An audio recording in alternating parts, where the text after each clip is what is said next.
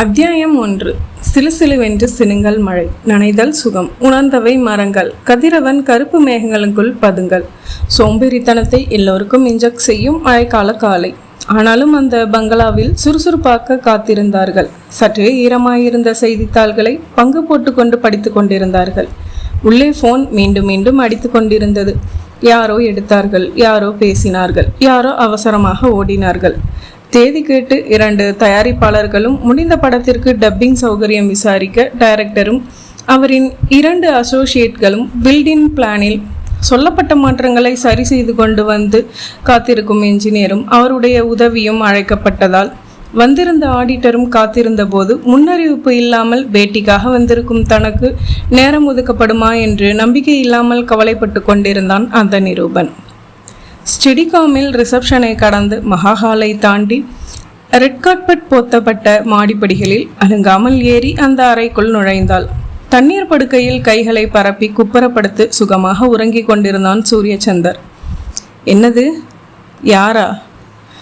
கோடம்பாக்கமே இவன் விழித்தால் உதயமாகிறது, இவன் உறங்கினால் அஸ்தமனமாகிறது. வரவேற்பறையில் 100வது நாள் 175வது நாள் என்று அடுக்கப்பட்டிருக்கும் கேடயங்களை பார்த்த பிறகுமா இந்த கேள்வி? சூரியச்சந்தரை வர்ணிக்கலாமா?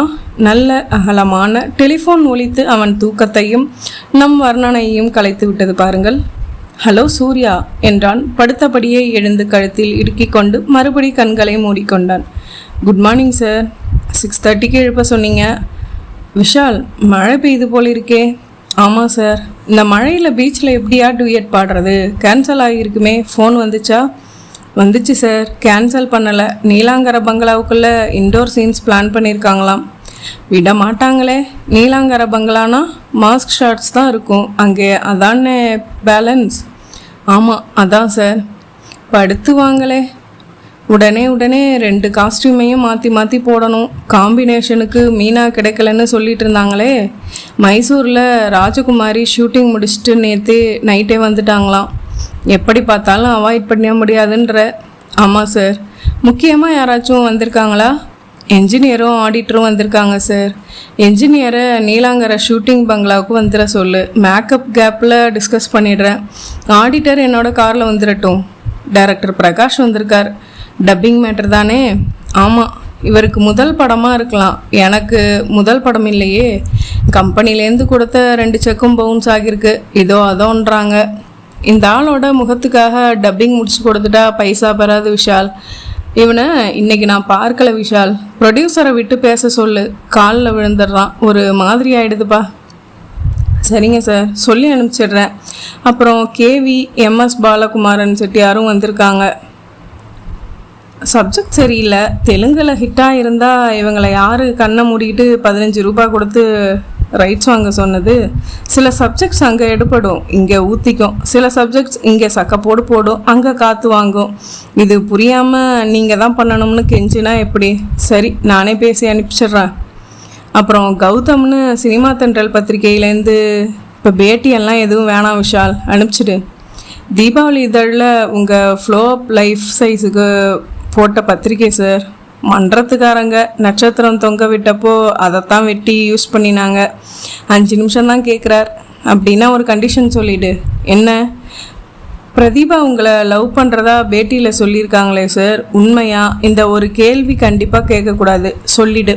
பிரேக்ஃபாஸ்ட் செட்டில் எடுத்துக்கிறேன், பேக் பண்ணிக்கோ. இப்போது காஃபி மட்டும் அனுப்பு.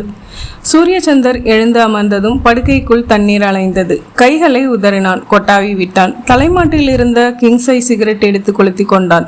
எழுந்து வந்து தொங்கும் மணிக்கயிற்றை இழுத்து ஸ்கிரீன் விலக்கி கண்ணாடிக்கு வெளியே தூரலை பார்த்தான். சிகரெட் முடிந்ததும் டாய்லெட் அறைக்குள் சென்று திரும்பினான். ஃப்ளாஸ்குடன் காத்திருந்தவன் கப்பில் ஆவை பறக்க ஊற்றி நீட்டினான். என்னடா ராஜு, கவனிக்கவே இல்லை? மீச ஒதுக்கி இருக்க போல இருக்க. வயசுக்கு வந்துட்டியா? போங்க சார். அது சரி, செல்வி குளிக்கிறப்ப எட்டியா பார்த்தியாமே? ஐயோ, அதெல்லாம் இல்லவே இல்லைங்க சார். இந்த வீட்டில் எப்போ எது நடந்தாலும் என் காதுக்கு வந்துடும். இந்த மாதிரி அல்பத்தனமாக எதுவும் வச்சுக்காத, நறுக்கிடுவேன். ரயிலுக்கு டிக்கெட் எடுத்து கொடுத்து ஊருக்கு அனுப்பிச்சிடுவேன். என்ன, போயிடுறியா? சடார் என்று அவன் கால்களில் விழுந்தான். இனிமே அந்த மாதிரியெல்லாம் செய்ய மாட்டா சார். நேராக கதவை திறந்துக்கிட்டு உள்ளே போயிடுறேன்றியா? ஐயோ, எந்திரிடா, இதெல்லாம் இந்த வயசில் சகஜம். இன்னும் கொஞ்சம் வயசாகட்டும், பொண்ணு பார்த்து வைக்கிறேன் என்ன. கண்ணீர் வழிந்த அவன் கன்னத்தில் தட்டிவிட்டு குளியறைக்குள் சூரியச்சந்தர் சென்றதும் அப்பா என்று நெஞ்சை பிடித்து கொண்டு பெருமூச்சு விட்டான் அவன். குளித்து விட்டு வந்து பாடி ஸ்ப்ரே போட்டுக்கொண்டு உடைகள் அணிந்தான். கீழே இறங்கி வந்தான்.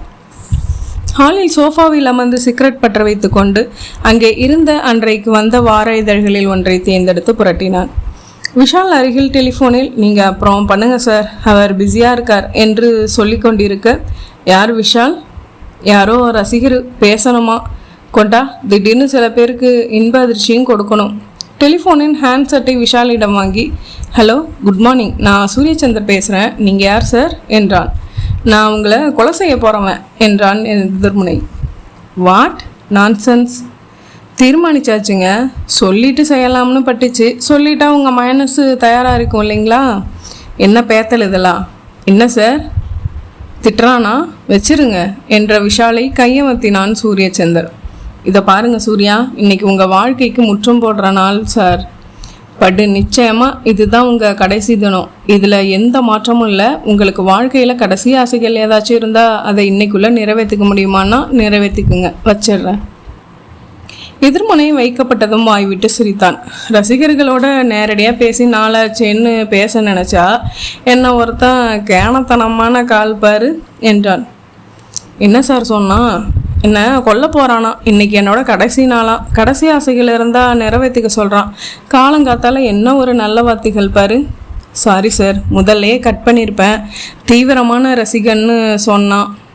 பேசியே ஆகணும்னு கெஞ்சுன்னு கெஞ்சினான். நீங்கள் வேற கேட்டதால் கொடுத்தேன். எதுக்கும் உங்கள் ஃப்ரெண்டு டெபுட்டி கமிஷனர் சாந்தாராம் சாரை கூப்பிட்டு சொல்லிடட்டுமா? எதுக்கு? டேஞ்சராக பேசியிருக்கானே, இதை சீரியஸாக எடுத்துக்க சொல்கிறியா? போன வாரம் இப்படி தான் ஒரு ஃபோன் கால். பேசினது ஸ்ரீதேவி. மெட்ராஸில் ஒரு பூஜைக்காக வந்ததாக சொல்லிட்டு அடுத்து அவங்க எடுக்கிற சொந்த படத்தில் நான் ஆக்ட் பண்ணணும்னு சொன்னாங்க. அது சம்மந்தமாக பேசுகிறதுக்கு வீட்டுக்கு வர சொன்னாங்க. நானும் சொன்ன நேரத்துக்கு போனால் ஸ்ரீதேவி பம்பாயில் ஷூட்டிங்கில் இருக்காங்க, இங்கே வரவே இல்லைன்னு சொன்னாங்க. பம்பாய்க்கு கால் போட்டு பேசினா நான் உங்களோட பேசலையேன்னு சொல்கிறாங்க அவங்க. அப்புறம் மறுநாள் ஒரு ஃபோன் பேசினது மறுபடி ஸ்ரீதேவி. என்ன சார் நேற்றுக்கு ஏமாந்தீங்களா? நான் காலேஜ் ஸ்டூடெண்ட்டு, மிமிக்ரியில் எக்ஸ்பர்ட்னு சொல்லி சிரிக்கிறான் அந்த பொண்ணு. அந்த மாதிரி தான் இதுவும். நாளைக்கு அவனே ஃபோன் செஞ்சு என்ன சார் நேற்று பூரா ரொம்ப பயந்து போயிட்டீங்களான்னு கேட்பான். அப்படி தான் இருக்கும். ஆனாலும் லேசாக ஒரு டென்ஷன் வருதே. விடு, நினைக்காத, வேலையை பார்க்கலாம். செட்டியார முதல்ல வர சொல்லு. அரை மணி நேரம் கழித்து சூரியசந்தர் தன் டொயோட்டோ காரில் அமர்ந்தான். அவன் அருகில் ஆடிட்டர் ஏறிக்கொண்டார். முன் சீட்டில் விஷால் ஏறிக்கொண்டதும் கார் புறப்பட இருந்த சமயம், ஒரு நிமிஷம் இருக்கு அந்த சாமி என்று டிரைவரிடம் சொன்ன விஷால் திரும்பி, சார் ஏர்போர்ட்டுக்கு அடிக்கடி விமானத்தில் பாம் இருக்குன்னு அனாமதேய ஃபோன் கால்ஸ் வர்றதுண்டு. தென்னிந்திய 9% அது விளையாட்டுக்காக செய்யப்பட்ட கால்னு சோதனை முடிவுகளில் தெரியும். ஆனாலும் அந்த ஒரு சதவிகிதத்தை சேர்ந்த கால் எதுன்னு தெரியாததால் ஒவ்வொரு காலுக்குமே முழு கவனம் கொடுத்து சீரியஸாக தானே எடுத்துக்கிறாங்க என்றான். அதுக்கு என்ன? அந்த மாதிரி இந்த காலை நாம் அடியோட அலட்சியப்படுத்தணுமா? விஷால், அனாவசியமாக பத்திரிகைகளில் பெருசு பண்ணி எழுதிடுவாங்க.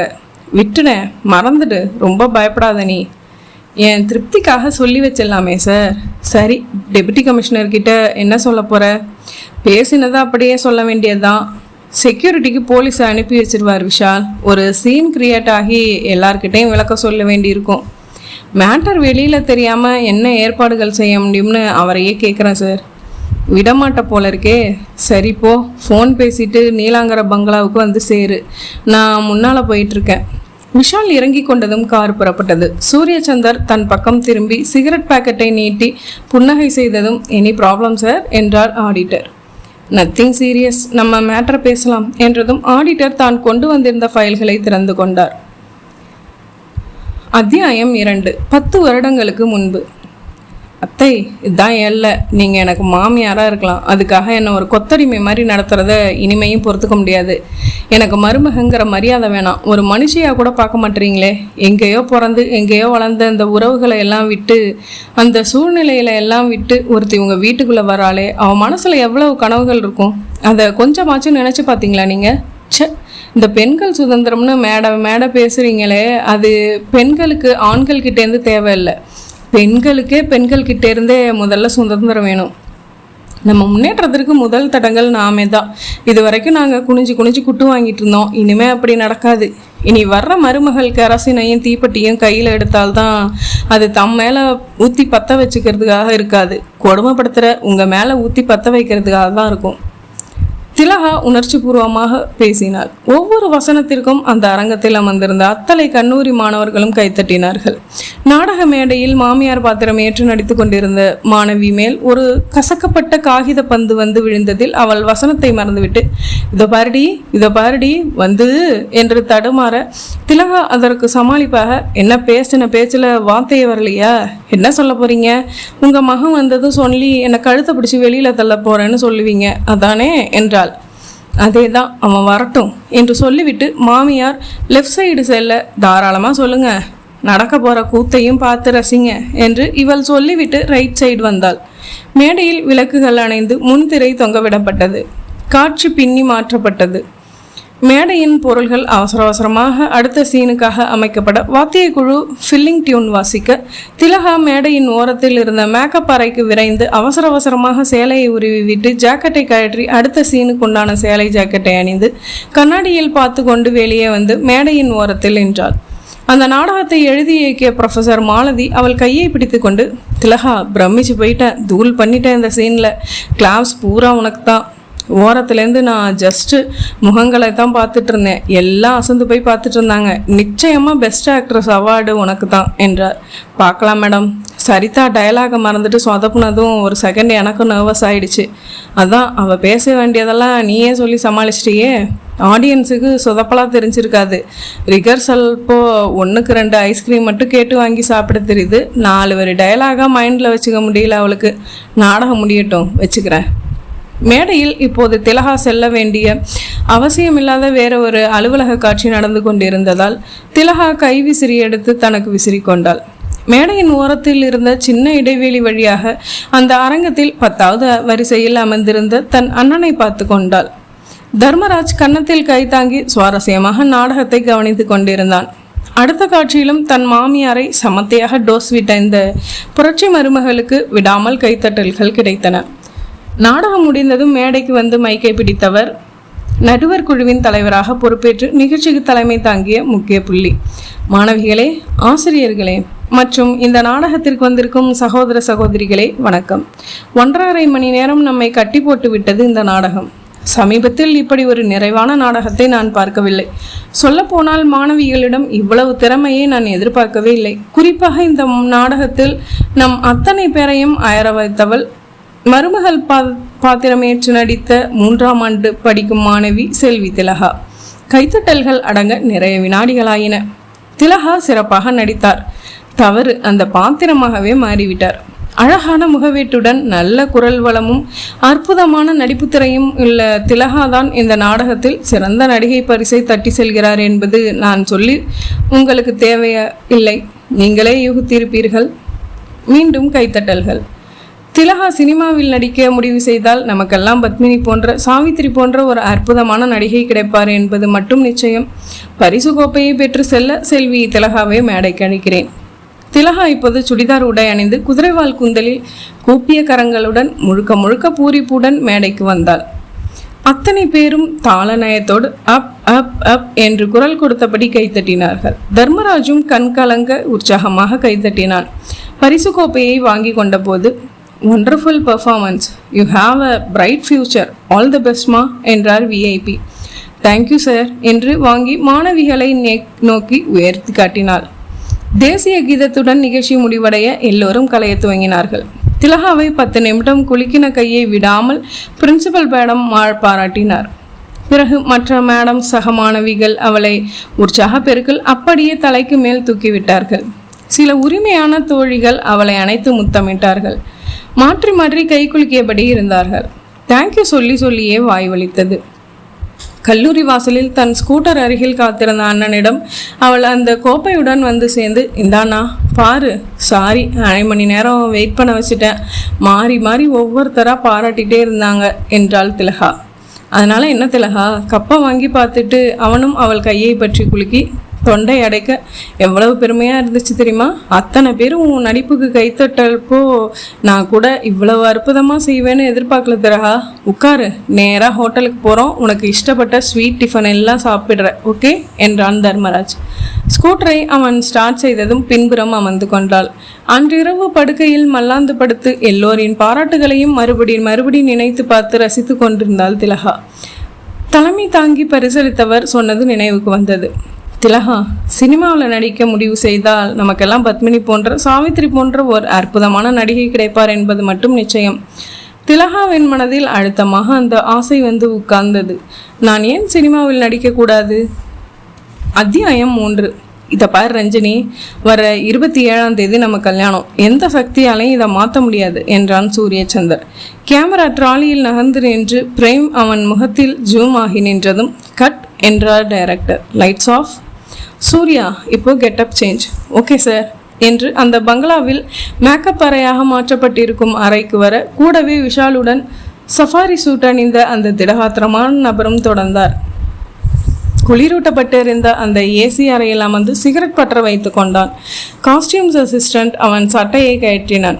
மேக்கப் மேன் விளக்கை கயற்றினான். கைகளில் இருந்த காண்டாக்ட் லென்ஸை எடுத்தான் சூரியச்சந்தர். எரியுது பாருங்க இன்ஸ்பெக்டர், நடிக்கிறது எவ்வளவு சிரமம்னு பாருங்க என்றான். சஃபாரியில் இருந்த இன்ஸ்பெக்டர், வாஸ்தவந்தான், நான் இது வரைக்கும் ஷூட்டிங் பார்த்ததே இல்லை சார். இன்றைக்கி தான் பார்க்குறேன். ஒவ்வொரு வசனத்தையும் பிட்டாக எடுக்கிறாங்க. 2 வரி ஷாட்டுக்கு லைட்டிங் பண்ணுறது, திரும்ப ரிஹர்சல் பார்க்குறதுன்னு எவ்வளவு நேரமாகுது. நான் கூட நினைப்பேன் 70 நாள் ஷூட்டிங் நடந்ததுன்னு படிக்கிறப்போ 2 மணி நேர படத்துக்கு 70 நாள் எடுக்கிறாங்களேன்னு. விஷால் இன்ஸ்பெக்டரும் சூரியச்சந்தரும் ஐஸ் போட்டு இளநீர் கொண்டு வர சொல்லி அனுப்பினான். என்னோட ஃபோனில் டேப் பொறுத்திருக்கீங்களா? அதுக்கெல்லாம் எதுவும் அவசியம் இல்லை சார். மணி 4:30 ஆகுது. நீங்களும் என்னோட ஃப்ரெண்டுங்கிற போர்வையில் காலையிலேருந்து என் கூடவே இருக்கீங்க. அசம்பாவிதமாக எதுவும் நடக்கிறதுக்கு உண்டான சான்ஸ் எதுவும் தெரியலை. நீங்கள் புறப்படுறதுனா புறப்படலாம் சார். சாந்தாராம் சாருக்கு என் தேங்க்ஸை சொல்லுங்கள் என்றான் சூரியச்சந்தர். நோ, நான் இப்போ போகிறதா இல்லை. ஏன்? டிசி சொல்லி அனுப்பியிருக்கார். இன்றைக்கி பூரா உங்களோட அத்தனை ப்ரோக்ராம்ஸ்லையும் நிழல் மாதிரி கூடவே இருந்து பாதுகாப்பு கொடுத்துட்டு நைட்டு நீங்கள் வீட்டுக்கு போய் படுத்ததுக்கப்புறம் தான் திருமணம்னு ஸ்ட்ரிக்டாக சொல்லியிருக்கார். இப்படி பாதியில் போகிறது உங்களுக்கு நல்லதில்லை. அது விளையாட்டுக்காக செய்யப்பட்ட காலாகவே இருக்கட்டும். நைட்டு நீங்கள் பெட்டுக்கு போகிற வரைக்கும் நான் இருந்துட்டு தான் போவேன். ஓகே, கொஞ்சம் வெளியில் இருங்க, காஸ்டியூம் மாற்றணும். சரி என்றார் இன்ஸ்பெக்டர் சிவராமன். அவர் வெளியே சென்றதும் நெற்றியை பிடித்து கொண்டான். ஏன் சார், தலைவலியா என்றான் விஷால். ஆமாம், எல்லாம் உன்னால தான். பாரு, அந்த ஆள் நைட்டு நான் தூங்க போனதுக்கப்புறம் தான் போவாராம். உன்னை ஒத்தைக்கணும். உங்கள் பாதுகாப்புக்கு தானே சார் சொல்கிறாரு.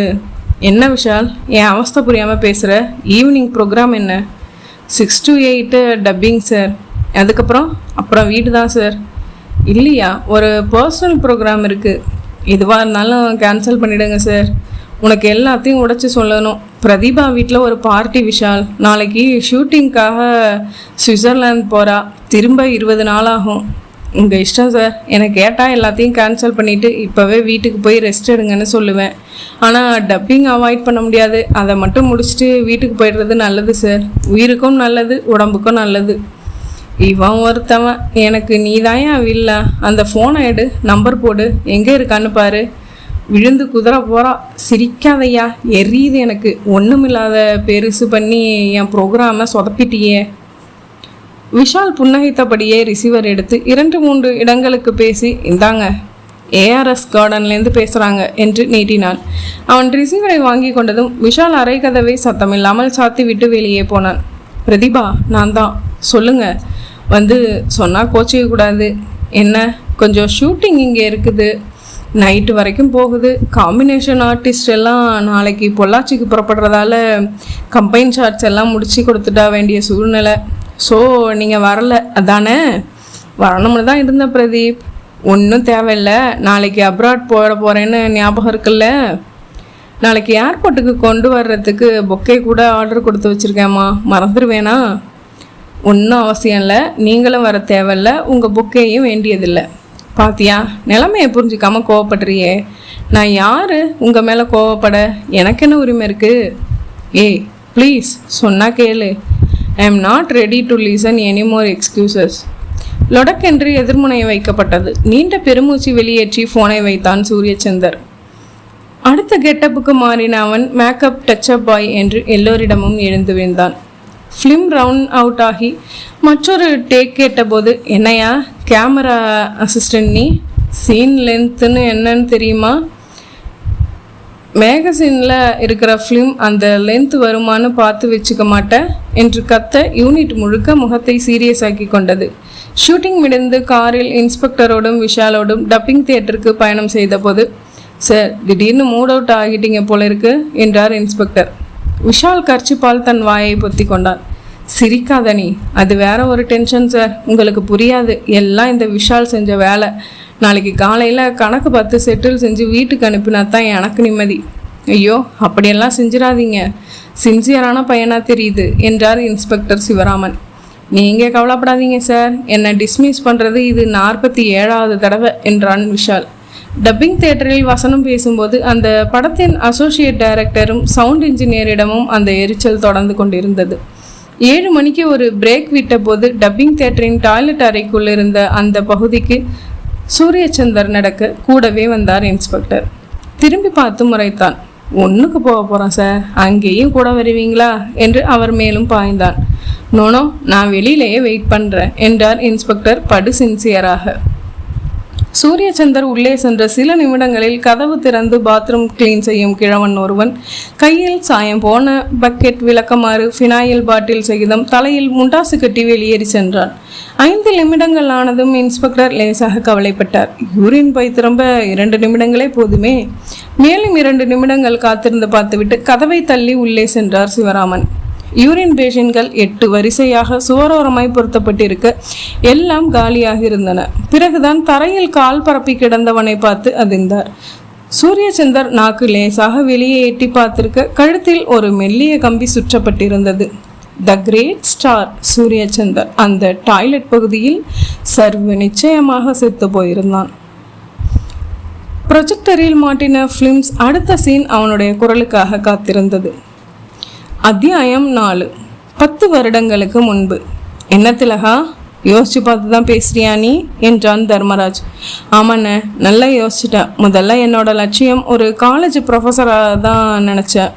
இப்போ மாறிடுச்சு. என்கிட்ட அழகு இருக்குது, திறமையும் இருக்குது. இது ரெண்டும் தேவைப்படுற சினிமாவில் நான் ஏன் முன்னேறக்கூடாது? நடிகை ஆகிறதுன்னு தீர்மானிச்சிட்டேன்னு. உளராத திலகா, உன்னை மிகையாக பாராட்டணும்னு பல பேர் நீ நடிகை ஆகணும்னு சொன்னதை வச்சுக்கிட்டு பேசாதே. சினிமா உலகத்தில் அழகும் திறமையும் மட்டும் பத்தாது, நமக்கு அதெல்லாம் ஒத்து வராது திலகா. நீ எதை மனசில் வச்சுக்கிட்டு இப்படி சொல்கிறேன்னு எனக்கு புரியுதுண்ணே. சினிமாங்கிறது மற்ற தொழில் மாதிரி ஒரு தொழில். எல்லா இடத்துலையும் எல்லா துறையிலையும் நல்லவங்களும் இருக்காங்க, மோசமானவங்களும் இருக்காங்க. அதே மாதிரி அங்கேயும் இருக்காங்க. இன்றைக்கி சினிமா ஸ்டாருக்கு சமுதாயத்தில் உள்ள மதிப்பும் மரியாதையும் தனி. அடுத்தடுத்து தமிழ்நாட்டு முதல்வர்கள் சினிமாலேருந்து தான் வந்திருக்காங்க. அது கொடுக்குற புகழும் பணமும் அதிகம். தகுதி உள்ள என்ன மாதிரி நபர்கள் ஒதுங்கி போயிட்டா நல்ல ஆர்டிஸ்டுங்க எப்படி கிடைப்பாங்க? நான் கிளாமர் டான்ஸ் ஆட போகிறேன்னு சொன்னால் அது கவலைப்படலாம். சாவித்திரி மாதிரி, ரேவதி மாதிரி டீசெண்டான கேரக்டர் ரோல்ஸ் மட்டும் செய்யணும்னு ஆசைப்பட்றேன்.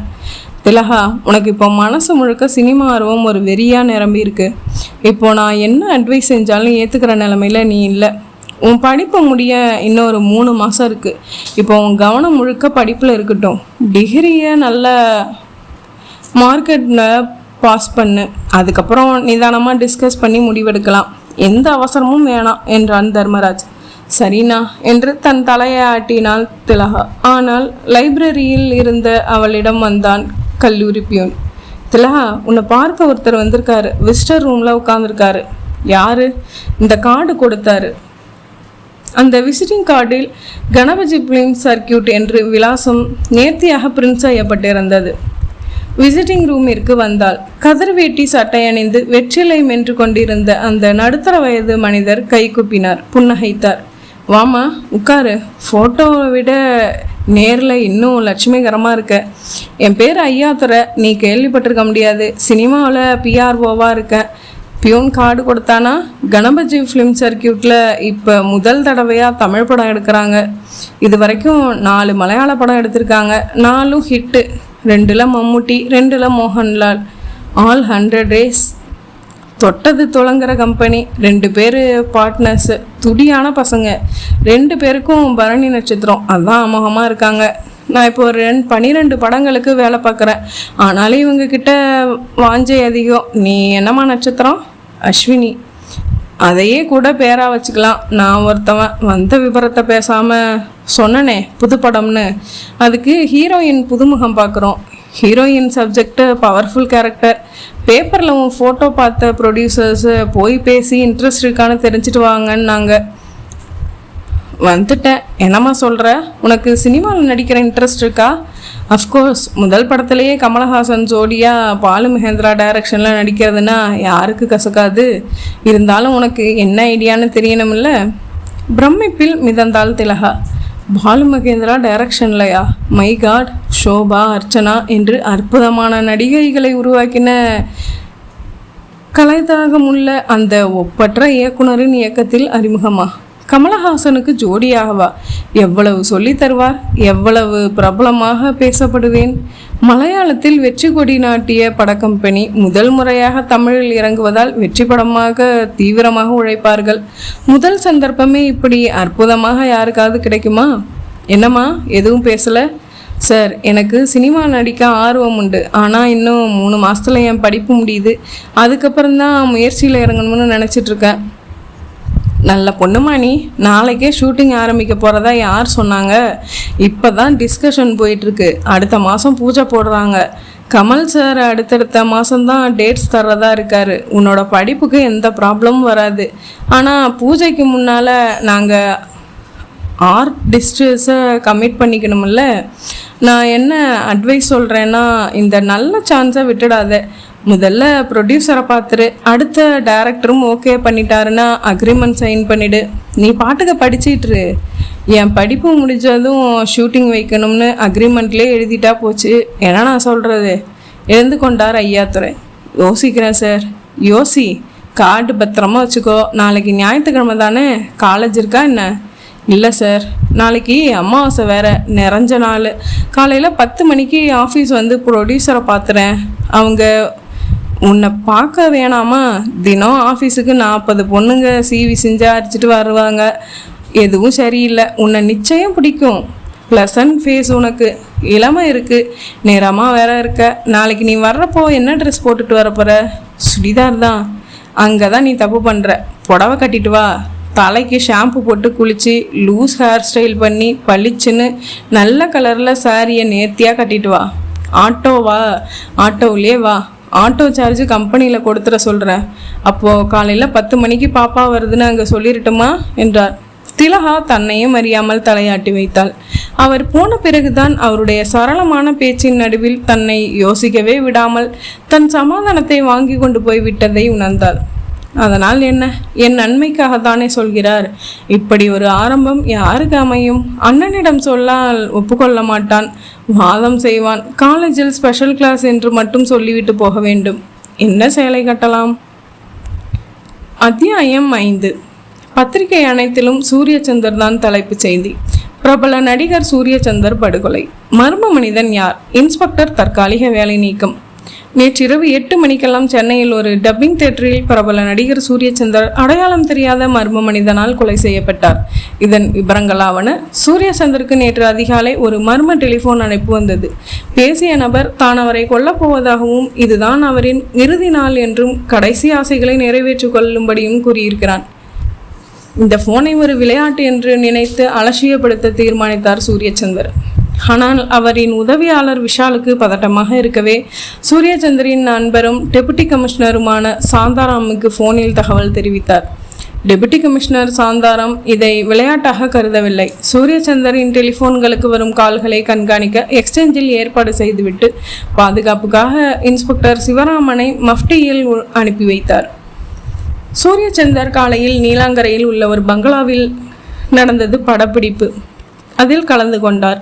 அங்கு வந்து சேர்ந்த இன்ஸ்பெக்டர் சிவராமன் அதன் பிறகு சூரியச்சந்திரன் அருகிலேயே கண்காணிப்புடன் இருந்தார். அவரை தன் நண்பர் என்று அனைவரிடமும் அறிமுகப்படுத்தி கொண்டிருந்தார் சூரியச்சந்தர்.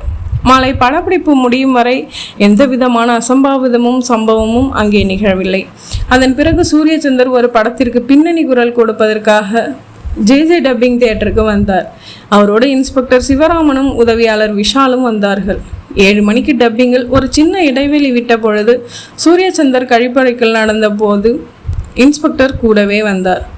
இன்ஸ்பெக்டர் வெளியே காத்திருக்க சூரியச்சந்தர் உள்ளே சென்றார். பல நிமிடங்களாகியும் அவர் திரும்பி வராததால் சந்தேகம் கொண்ட இன்ஸ்பெக்டர் கதவை திறந்து உள்ளே சென்று பார்த்து அதிர்ந்து போனார்.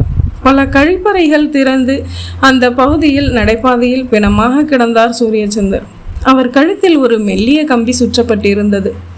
இன்ஸ்பெக்டர் வெளியே காத்திருந்த பொழுது கழிப்பறையை சுத்தம் செய்கிற தலையில் முண்டாசு கட்டிய கிழவன் ஒருவன் அதற்கான உபகரணங்களுடன் வெளியேறி சென்றதை நினைவு கொண்ட இன்ஸ்பெக்டர் சூரியச்சந்தரை கொலை செய்தது அந்த நபராகத்தான் இருக்கும் என்று தன் சந்தேகத்தை தெரிவித்தார். அதன் பேரில் அந்த கிழவனை தேடும் முயற்சிகளில் ஒரு படை அடங்கியது. டப்பிங் தியேட்டரின் நிர்வாகத்தை விசாரித்த போது அப்படி கிழவன் யாரும் அங்கே வேலையில் அமர்த்தப்படவில்லை என்று சொன்னார்கள். ஆகவே கழிப்பறை சுத்தம் செய்கிற கிழவனை போல மாறுவேடம் புனைந்து கழிப்பறைக்குள் கொலைகாரன் காத்திருந்து சூரியச்சந்தரை கொலை செய்து விட்டு போயிருக்கிறான் என்பது தெரிகிறது. காலையில் போனில் பேசியதும் அதே நபராகத்தான் இருக்க வேண்டும் என்று போலீசார் கருதுகிறார்கள். அந்த சாமர்த்தியமான மர்ம கொலைகாரனை கண்டுபிடிக்கும் பொறுப்பை டெபுட்டி கமிஷனர் சாந்தாராம் ஏற்றுள்ளார். அவர் தலைமையில் crime branch special inspector Newton தீவிரமான விசாரணையில் இறங்கியுள்ளார். தனது பாதுகாப்பு கடமையிலிருந்து தவறியதற்காக இன்ஸ்பெக்டர் சிவராமன் தற்காலிக வேலை நீக்கம் செய்யப்பட்டிருக்கிறார். பிரேத பரிசோதனை முடிந்த பிறகு சூரியச்சந்தரின் உடல் இன்று காலை 10 மணிக்கு அவர் வாழ்ந்த இல்லத்தில் பொதுமக்கள் பார்வைக்கு வைக்கப்படுகிறது. மதியம் 3 மணிக்கு அவரின் இறுதி ஊர்வலம் நடைபெற உள்ளது. இதில் சினிமா துறையை சேர்ந்த பல்வேறு கலைஞர்களும் கலந்து கொள்கிறார்கள். சூரியச்சந்தரின் மறைவுக்கு அனுதாபம் தெரிவிக்கும் விதமாக 2 திரைப்பட உலகின் அத்தனை பிரிவுகளும் விடுமுறை அளிக்கப்பட்டுள்ளது. சூரியச்சந்தரின் முடிவை குறித்து திரையுலகினர் தெரிவித்துள்ள இரங்கல் செய்திகளாவன. அத்தியாயம் 6. 10 வருடங்களுக்கு முன்பு தன்னை அக்கறை எடுத்துக்கொண்டு அலங்கரித்து கொண்டாள் திலகா. லெமன் எல்லோ ப்ளவுன் ஷிஃபான் சேலையும் கருப்பு ஜாக்கெட்டும் அணிந்தாள். லூசான கூந்தலில் மஞ்சள் பஃப் வைத்து கொண்டாள். மஞ்சள் வளையல்கள், காது தொங்கல்கள், லேசாக லிப்ஸ்டிக் போட்டு கொண்டாள். கருப்பு வட்ட ஸ்டிக்கர் போட்டு. நான் காலேஜுக்கு போயிட்டு வரேன் என்றால் நியூஸ் பேப்பர் படித்து கொண்டிருந்த அண்ணனிடம். காலேஜுக்கா? இன்னைக்கு சண்டே ஆச்சே, ஸ்பெஷல் கிளாஸ் இருக்குண்ணா.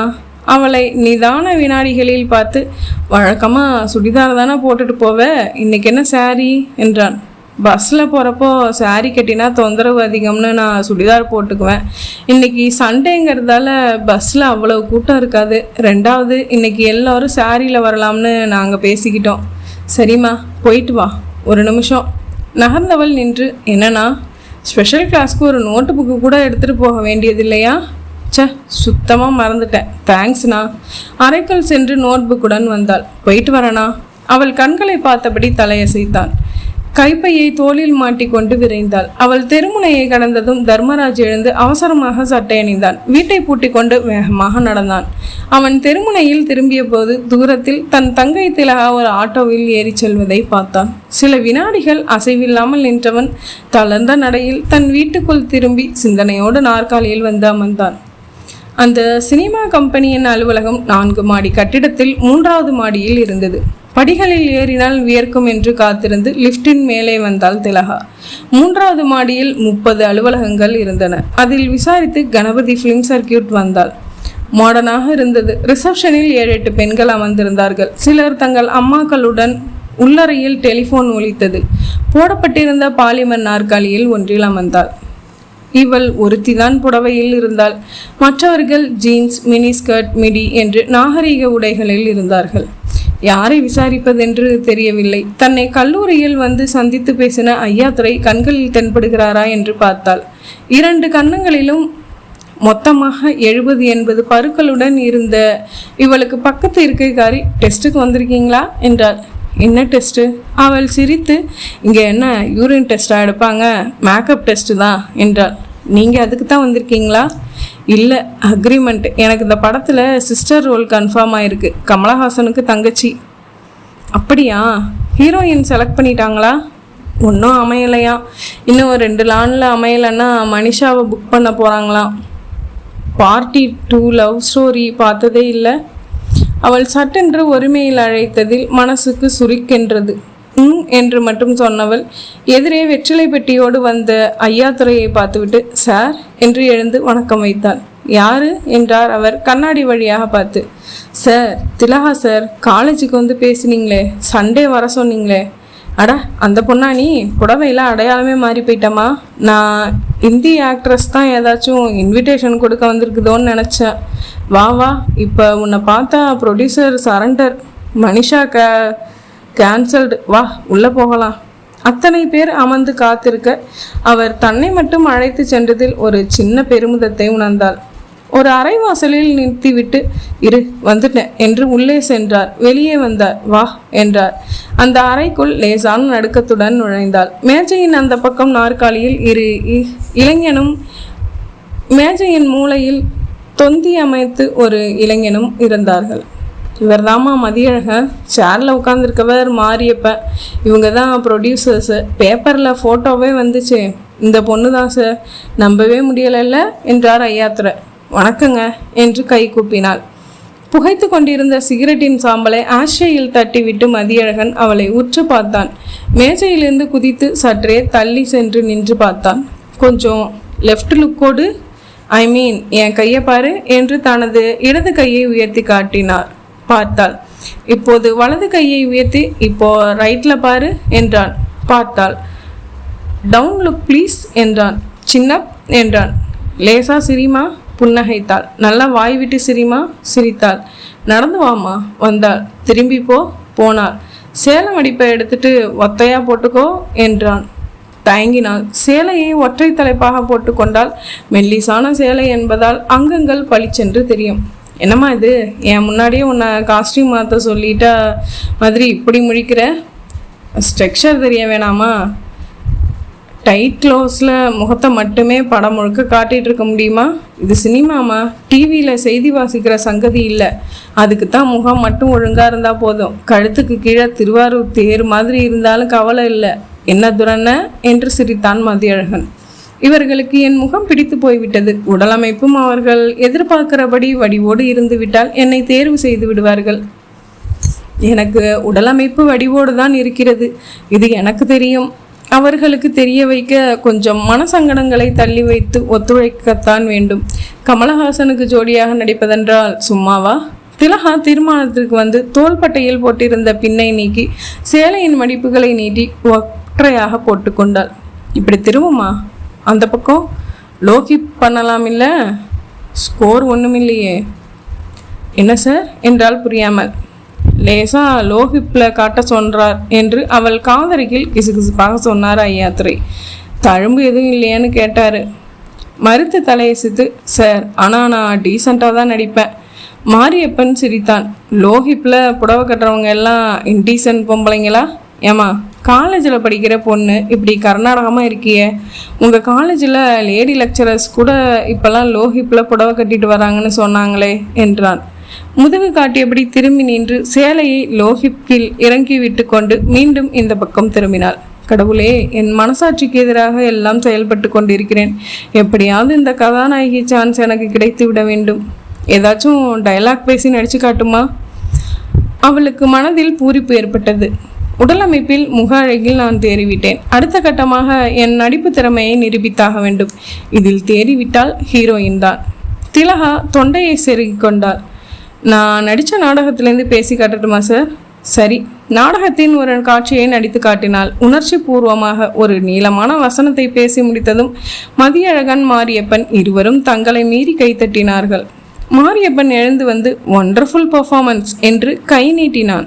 சற்றே தயங்கிவிட்டு கை கொடுத்தாள். மென்மையாக பற்றி குலுக்கி விடுவித்தான்.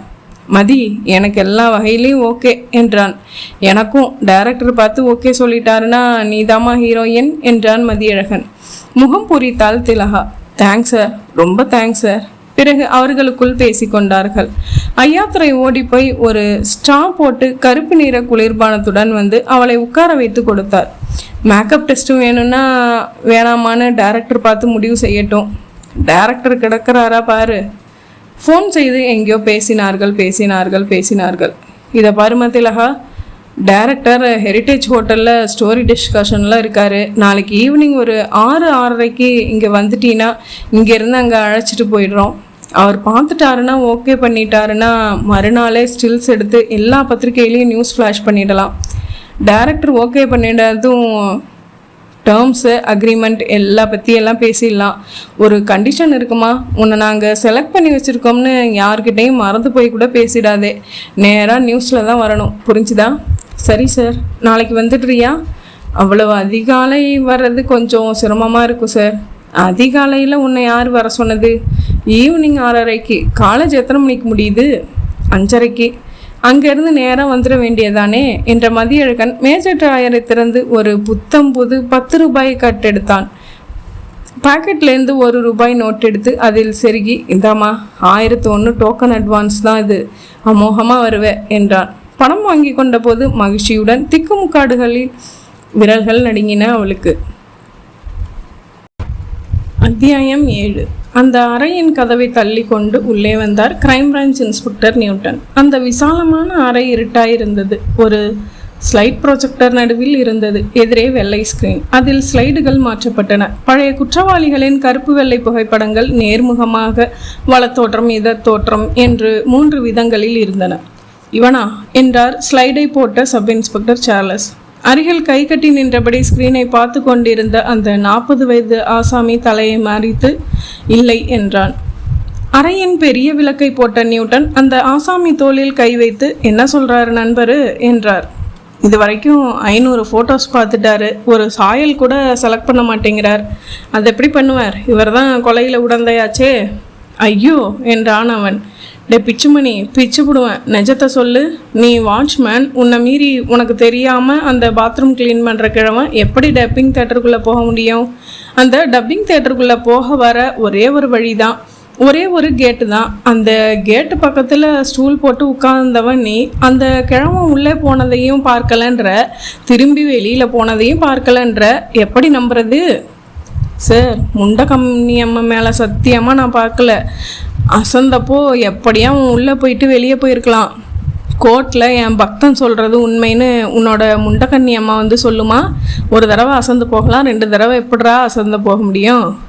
அவனுக்கு பதில் சொல்ல தெரியவில்லை. அதனால் நாங்கள் என்ன நினைக்கிறோம்னா, நீயும் இந்த கொலையில் உடந்தையாக செயல்பட்டிருக்க. கொலைக்காரங்கிட்ட கணிசமாக ஒரு தொகையை வாங்கிட்டு உள்ளே அனுப்பிச்சிட்ட. ஆண்டவனே, நான் எப்படி உங்களை நம்ப வைக்கிறதுன்னு புரியலையே. இவ்வளவு நேரம் மரியாதையாக நிற்க வச்சு விசாரித்தோம். இப்போ குப்புற படுக்க வச்சு உள்ளங்காலில் லத்தியால் அன்பாக தடவி கொடுத்துக்கிட்டே விசாரிக்கலாம்னு இருக்கோம். அப்போது விஷயம் பூரா கடகடன்னு வந்துடும் என்றார் சப் இன்ஸ்பெக்டர் சார்லஸ். பாப்பாராஜா, வந்து பாடு. பெஞ்சை காட்டினார். அவன் கெஞ்சினான், கதறினான். 2 கான்ஸ்டபிள்கள் வலுக்கட்டாயமாக தூக்கி படுக்க வைத்து அழித்து பிடிக்க சார்லஸ் உள்ளங்கால்களில் லத்தியால் சுளீர் என்று அடித்தார். அவன் பெரிய எழுத்துக்களில் அலறினான். சொல்லுடா நாய, யார் அவன்? எவ்வளவு கொடுத்தான்? டாய்லெட் ரூமில் நீ யூரின் போயிட்டு திரும்பினப்போ அவன் கழுவுறதுக்காக உள்ளே வந்ததை பார்த்ததா சொல்கிறியே. வழக்கமாக வர்றவன் இல்லையேன்னு ஏன் உனக்கு தோணலை? ஏன் அவனை நிறுத்தி விசாரிக்கலை? ஐயோ, ஏதோ சிந்தனையில் அசால்ட்டாக இருந்துட்டாங்க. அவனை பார்த்தேன்னு ஒழிய கேட்கணும்னு தோணுனீங்க ஐயா. அதான் நிஜம். ஐயோ என்றான் வலி தாங்காமல். சார்லஸ், இப்படி வாங்க என்றார் நியூட்டன். இருவரும் சற்று தள்ளி நின்று பேசினார்கள். என்னோட யூகம் என்னன்னா, கக்கூஸ் கழுவுற உபகரணங்கள், நரைச்ச மீசை, முண்டாசுன்னு எல்லாத்தையும் ஒரு பையிலோ பெட்டியிலையோ போட்டு எடுத்துக்கிட்டு சாதாரண முகத்தோடு அவன் உள்ளே நுழைஞ்சிருக்கணும். அதனால் வாட்ச்மேனுக்கு அவனை நிறுத்தி விசாரிக்க தோணலை. உள்ளே வந்ததும் பாத்ரூம் க்ளீன் பண்ணுற கிழமை மாதிரி அடையாளம் மாற்றி இருக்கணும். கொலை செஞ்சு முடிச்சுட்டு தான் வேஷத்தை கலைச்சி சாதாரண முகத்தில் வெளியேறி இருக்கணும். அவன் எதுக்கும் இன்னும் 2 தட்டு தட்டி விசாரிச்சுட்டு நிறுத்திடுங்க. இந்த வாட்ச்மேன் கொஞ்சம் ஜென்யூனாக தான் தெரிகிறான். சரி சார், வாட்ஸ் அவர் நெக்ஸ்ட் மூவ்? கொலை செய்யப்பட்டிருக்கிறது பாப்புலர் நடிகர். அதனால் அவரோட மன்றத்துக்காரங்க எல்லாம் ஊர்வலம் நடத்தி டிஜிபி கிட்ட சீக்கிரம் குற்றவாளியை கண்டுபிடிக்க சொல்லி மனு கொடுத்துருக்காங்க. நமக்கு ஒரு கைரேகை இல்லை, ஒரு தடயம் இல்லை, வீடு இல்லை. எதை வச்சு கேஸில் ஒரு பிரேக் ஏற்படுத்துதுன்னு புரியலை. காலையிலேருந்து எனக்கு ஒரு புது கோணம் தோணிகிட்ருக்கு. என்ன சார், சூரிய சந்திர லவ் பண்ணுறதா ஓப்பனாக ஸ்டேட்மெண்ட் விட்டா இல்லையா நடிகை பிரதீபா? அதில் அவளோட சித்தப்பாவுக்கு ரொம்ப கோபமாக பிரதீபாவுக்கு கார்டியன் அவளோட சித்தப்பா தான். கல்யாணம் பண்ணிட்டு போயிட்டானா புக் பண்ணி வச்சிருக்கிற 15 ப்ரொடியூசரும் அட்வான்ஸில் திருப்பி கேட்பாங்க. அதனால் அந்த சித்தப்பா ஆள் வச்சு சூரியச்சந்திர தீர்த்து கட்டியிருக்கலாம்னு நினைக்கிறீங்களா? நல்ல கோணம்தான். அவரை ரகசியமாக கண்காணிக்கிட்டோமா சார்? செய்யுங்க. நான் ஒரு தடவை நேரில் அவரை பார்த்து விசாரிச்சுட்டு வந்துடலாம்னு இருக்கேன் என்றார் நியூட்டன். அத்தியாயம் 8. 10 வருடங்களுக்கு முன்பு மதியம் திலகா வீடு திரும்பிய போது தர்மராஜ் அவளிடம் எதுவும் பேசவில்லை. என்னன்னா, ஏன் உம்முன்னு இருக்க? தலைவலி என்றான். மதிய சாப்பாட்டுக்கு பிறகு புத்தகம் படித்தபடி எதிர்கால கனவுகளில் ஆழ்ந்தபடி உறங்கி போனாள்.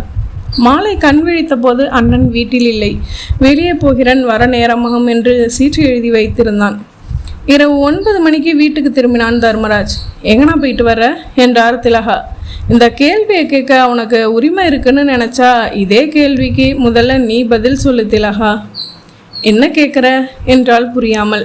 காலையில் காலேஜில் ஸ்பெஷல் கிளாஸ்ன்னு என்கிட்ட போய் சொல்லிட்டு ஆட்டோவில் ஏறி எங்கே போயிட்டு வந்தேன்னு கேட்குறேன். திடுக்கிட்டாள், மென்றாள், தயங்கினாள். நான் ஃப்ரெண்ட்ஸ் எல்லாம் சேர்ந்து முட்டுக்காடு போட் ஹவுஸ் போய் படகு விட்டுட்டு வந்தோம். இதை சொன்னா நீ போக விடுவியோ மாட்டியோன்னு தான் போய் சொன்னேன். மறுபடி பொய் சொல்கிறியாம்மா?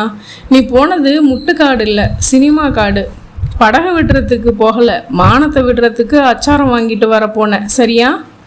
அண்ணா, கணபதி ஃபிலிம் சர்க்கியூட்டு, அதில் மதியழகன் மாரியப்பன்னு 2 ப்ரொடியூசர்ஸ். அவங்க எடுக்கிற தமிழ் படத்துக்கு கதாநாயகி வேணும். புதுமுக தேர்வுக்கு நீ போயிருந்த, சரியா? தலை குனிந்து மெதுவாக சொன்னாள். ஆமாம். நீ தூங்கிட்டு இருந்தப்போ உன் ஹேண்ட்பேக்கை சோதனை போட்ட. அந்த கம்பெனியோட விசிட்டிங் கார்டும் 1001 பணமும் கிடச்சிது. நேராக அந்த கம்பெனியில் போய் விசாரித்தேன். அப்புறம் எனக்கு தெரிஞ்ச சில சினிமா ஃப்ரெண்ட்ஸை பார்த்து அந்த கம்பெனி பற்றி விபரம் விசாரிச்சுட்டு வந்திருக்கேன். அது சுத்த ஃப்ராடு கம்பெனி. அவங்க சொல்கிறதெல்லாம் சுத்த ரீலு. நடிக்க சான்ஸ் கேட்டு வர்றவங்க கிட்ட எல்லாம் 10,000 கொடு, 20,000 கொடுன்னு பிடுங்கிட்டு நாமம் போடுற கம்பெனி. இது வரைக்கும் அந்த கம்பெனி ஒரு படம் கூட தயாரித்ததில்லை. நாளைக்கு காலையில் முதல் வேலையாக நீயும் நானும் அந்த கம்பெனிக்கு போகிறோம். வாங்கின அட்வான்ஸ் பணத்தை திருப்பி கொடுக்குறோம். ஒரு பெரிய கும்பிடு போட்டுட்டு வந்துடுறோம். நீ எதுலேயும் கையெழுத்து போடலையே. அமைதியாக இருந்தால் திலகா. உன்னைத்தான் கேட்குறேன். காது என்ன செவிடா? வாயை திறந்து பதில் சொல்லு. நீ எதிலாவது கையெழுத்து போட்டியா? இல்லை என்றால் முணுமுணுப்பாக. நீயா இவ்வளவு பெரிய முடிவெடுக்கிற அளவுக்கு உலகம் தெரிஞ்சிட்டவளாயிட்டியா? சினிமா மேலே என்ன உனக்கு அவ்வளவு வெறி? சினிமா ஆசையை என்னோட மறந்துடணும் சொல்லிட்டேன். அண்ணா, நடிக்க சான்ஸ் கொடுக்கறதுக்கு பணம் வாங்குற கம்பெனி எப்படி எனக்கு அட்வான்ஸ் கொடுக்கும்? என்கிட்டையும் பணம் கேட்டிருக்குமே. அசடு, உன்னை வச்சு வேறு பிளான் ஏதாச்சும் இருக்கலாம். 4 மலையாள படம் எடுத்திருக்காங்கன்னா அவங்க எடுத்த படங்களோட ஸ்டில்ஸ் கூட அந்த ரூம்ஸில் இருந்துச்சு. அவங்க ஒன்றும் ஏமாத்துகிற கம்பெனி இல்லை. நான் சினிமாவில் நடிக்கக்கூடாதுன்னு நீ நினைக்கிற, அதனால் இப்படிலாம் சொல்கிற. உன்னை நல்லா பிரெயின் வாஷ் பண்ணியிருக்காங்க. நீயா காசு கொடுத்தா சினிமா ஸ்டில்ஸை விலைக்கு வாங்கி நம்ம வீடு பூரா கூட மாட்டிக்கலாம் திலகா. நான் சொல்கிறத நம்பு. என்னை ஏன் ரொம்ப சின்ன குழந்தையா நினைக்கிற? நானும் காலேஜ் படிக்கிறேன். நல்லவங்க யார் கெட்டவங்க யாருன்னு எனக்கும் தெரியும். நீ அவங்கள மீட் பண்ணலை, நான் மீட் பண்ணேன். அவங்கள பார்த்தா ஏமாத்துறவங்களா தெரியல. ரொம்ப பிஸியான கம்பெனி. எவ்வளவு மாடர்னான ஆஃபீஸ் தெரியுமா? எவ்வளவு பேர் வெயிட் பண்ணிட்டு இருந்தாங்க தெரியுமா? மேஜை மேலே 3 ஃபோனு விடாமல் ஒன்று மாற்றி ஒன்று அடிச்சுக்கிட்டு இருந்துச்சு. பிவாசு சார்கிட்ட பேசுகிறாங்க, சரத்குமார் சார்கிட்ட பேசுகிறாங்க, மகேந்திரன் சார்கிட்ட பேசுகிறாங்க. என் தங்கச்சி பெரிய ஸ்ராயராயில்வாளோன்னு எனக்கு பொறாமைன்னு வெளிப்படையாக சொல்ல அதிர்ந்து போய் நின்றான் தர்மராஜ். என்னை எவ்வளவு சீப்பாக நினச்சிட்ட திலகா? உன் மேலே எவ்வளவு பாசம் வச்சுருக்கேன்னு உனக்கு தெரியாதா? என் மேலே நீ வச்சுருக்க பாசம் உண்மைனா என்னோட வளர்ச்சிக்கு ஒத்துழைப்பு கொடு. முட்டுக்கட்டையாக இருக்காத. என்னை பொறுத்த வரைக்கும் நான் ரொம்ப தீவிரமாக இருக்கேன். நடிகை ஆகியே தீருவேன். அதுக்கான தகுதி எனக்கு இருக்குது. என் இஷ்டப்படி முடிவெடுக்கிற வயசு எனக்கு இருக்குது. அதை ஞாபகம் வச்சுக்கோ. ஊங்கின குரலில் சொல்லிவிட்டு அறைக்குள் சென்ற தங்கையை வேதனையோடு பார்த்து கொண்டிருந்தான் தர்மராஜ். அத்தியாயம் 9. குட் மார்னிங் சார் என்றாள் ரிசப்ஷனிஸ்ட் பத்மா. கடந்தான். குட் மார்னிங் சார் என்றான் கேசவன். கடந்தான். Good morning, good morning, good morning. கதவை திறந்து விட்டு பிரீஃப் கேஸை வாங்கி சென்று மேஜைக்கு பக்கத்தில் வைத்தான் பியூன். கோட்டை கழற்றி அருகில் இருந்த ஸ்டாண்டில் மாட்டினான் வெற்றி செல்வன். உயர முதுகு கொண்ட சுழல் நாற்காலியில் அமர்ந்தான். பட்டன் அழுத்தி இன்டர்காமில் சாரதாவையும் மாதவனையும் உடனே என் ரூமுக்கு வர சொல்லுங்க என்றான். சில வினாடிகளில் 2 பேரும் உள்ளே வந்து நின்றார்கள். மாதவன், உங்களுக்கு எத்தனை குழந்தைங்க? ஒரு பையன் மட்டும்தான் சார். சாரதா, உனக்கு எப்போ கல்யாணம்? பார்த்துட்ருக்காங்க சார். இந்த தை மாதத்தில் முடிச்சிடணும்னு அப்பா தீவிரமாக இருக்கார். ஐசி. மாதவன், உங்கள் மனைவிக்கு உடல் ஊனமுற்றவங்களா? இல்லையே சார். ஏன் அப்படி கேட்குறீங்க? ஏமா சாரதா, யாரையாவது லவ் பண்ணுறியா? No sir. எதுக்காக இப்படி 2 பேரையும் கூப்பிட்டு வச்சு சம்மந்தம் இல்லாமல் பர்சனல் கேள்விகள் கேட்குறீங்க சார்? குழம்புதில்ல. ரெக்கார்ட்ஸ் ரூமில் நீங்கள் 2 பேரும் ஒருத்தர் கட்டிப்பிடிச்சிட்டு இருப்பதை பார்த்த பியூன் ஆறுமுகத்துக்கும் இதே மாதிரி தான் குழம்பி போயிருக்கும். அவன் சொன்னதை கேட்டு எனக்கும் இதே மாதிரி தான் குழம்பி போயிருக்கும். 2 பேரும் திடுக்கிட்டார்கள், தலை குனிந்தார்கள். என்ன மாதவன், நீங்கள் சாரதாவை 2ஆம் தரமாக கல்யாணம் பண்ணிக்க போகிறீங்களா? இல்லை சார்.